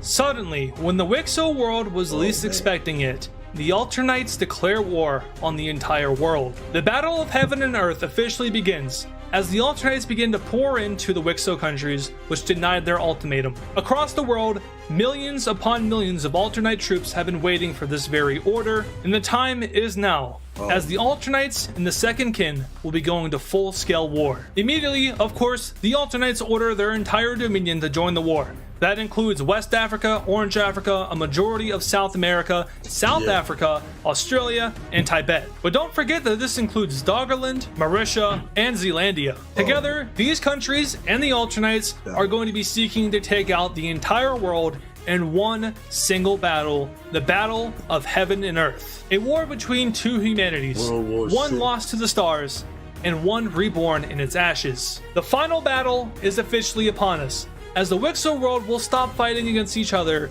and unify in this crisis against a common enemy, the Alternites. With that being said, let World War VI, the final battle of this series, officially begin. In the first day of the war, the Alternites will consolidate their power into one unitary country. West Africa and Orange Africa will temporarily become a part of Atlantis, as this government takes complete administrative control over both countries and their militaries. A similar feat happens over in South America, but instead of being a part of Atlantis, these countries are all combined into a new dominion headed by Brazil, but still controlled by the Alternite government. Interestingly enough, the Alternites refer to this country as South America. Now, of course, me and the viewer, you, call this South America, but in the WICSO world, of course, it's not actually called South America. We just call it that because it's easy to remember. But the Alternites give it its official, actual, real-life name here, something that is confusing to the WICSO world, but something that makes perfect sense to the First Kin. Over in Oceania, the same thing happens here, as the Australians are combined with Zealandia. This time, though, this is referred to as Oceania proper by the Alternites. Once again, the WICSO world doesn't call this region Oceania, but the Alternites do. And for the Alternites' last unification, South Africa will be integrated into the Alternite country of Mauritius. Now, the entire Alternite Dominion is united under complete, absolute Alternite rule, and the militaries are beginning to roll out. The fighting will first break out in Africa, as West Africa, now controlled by Atlantis, will send all of its forces, plus millions of Alternite forces, into the Mediterranean country. Even as a member of the neo-authoritarian order, with the help of the Dutch and the Russians, the Mediterranean country is overran within days. The Alternite advance is absolute, and it's nearly unstoppable, as their forces will roll right through the capital city of the Mediterranean country. But remember, this is a declaration to the entire world at once. The Alternites want to finish off the WICSO world in one go. They don't want a series of prolonged wars that last decades, maybe even centuries. They want it all gone now, and that is why they're sending out tens of millions of Alternite troops to conquer the entire planet. These invasions all happen simultaneously, and in all cases, the WICSO world is simply outnumbered and outmaneuvered by the far superior Alternate militaries. The Brown team, which was fearing for its life not too long ago, is indeed still fearing for its life as Alternate troops blitz through the country, and it is actually the first country just to outright surrender. Notably, this makes a few countries around it pretty mad, but the Alternates don't care about the emotions of the second kin. The Alternates are here on a military mission, which through all means they are willing to accomplish as they are blitzing through various African countries all at once. Over in South America, the same is happening here, as Alternate troops will now cross over from Brazil and begin to enter into the Brown team. The Brown team just recently joined the NWO, but the NWO doesn't matter anymore because the Alternates are after the entire world. The Brazilians, as well as the Alternates, will completely blitz through this country and destroy it, taking over its capital city and forcing it into an unconditional capitulation. Alternate forces are also invading into Peru up here as they go ahead and spearhead straight down to its capital city, taking it over and destroying its entire military. These weaker South American countries stand little to no chance, as the Alternates show superior logistics, superior equipment of course, superior manpower, and superior navigation of intense terrain, especially like the mountains over here in Peru. It isn't much of an issue for the Alternates, whereas of course traversing mountains for the actual conventional WICSO world is relatively challenging. Not for the Alternates though, they've done this before. Their troops will now enter into the Yellow Team, and much like the other countries we've seen so far, the Yellow Team stands absolutely no chance. Now interestingly enough, in this region, there were recent talks about combining the Yellow Team and the Red Team into one unitary country. Not a Unitarian country, but under one government, just as it had been many years ago. Those dreams have been crushed by the overwhelming force of the Alternates, who are now onto their last South American country already. Pretty much all of this continent is already under Alternate control, and this war has only been ongoing for a few weeks at this point. And of course, this isn't happening in sequential order. All of these invasions are happening at once. So while the Alternates were invading Africa, they were also simultaneously invading South America, and they're also invading into other areas that I haven't covered yet, so let's go ahead and cover those areas. In South Africa, we have that country, as well as the Alternates beginning to invade into Africa Unitaria, who at this point is fighting a two-front war between Atlantis and Mauritius. In its coastal areas, the Alternates will land multiple invasions, and eventually they will consolidate this into one whole front line. Up north, Tanzanian troops will cross over into African Unitaria.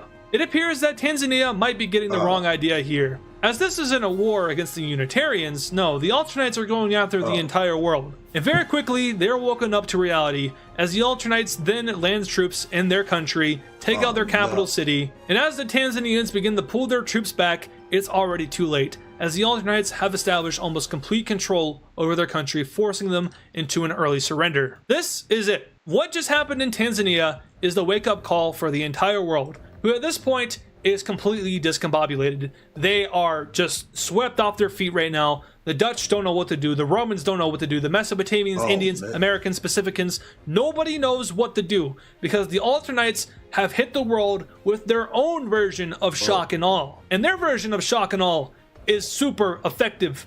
South America, already almost gone. West Africa, completely under Alternate control, and the war is just starting. But it's on this very day that Tanzania capitulates that the entire WICSO world comes together through the New World Order. Every country is immediately accepted in. All you have to do is ask. There's no conditions. You don't have to apply for it. There's no process. If you want in, you're in, and you're joining it, and you're fighting this military coalition. Every single country in the world, regardless of historical standing, regardless of ancient rivalry, regardless of size, ideology, or current relations, will come together to join the New World Order, or as it is now renamed to, the Global Alliance of Humanity. No longer will the WICSO world fight wars between each other. That is in the past.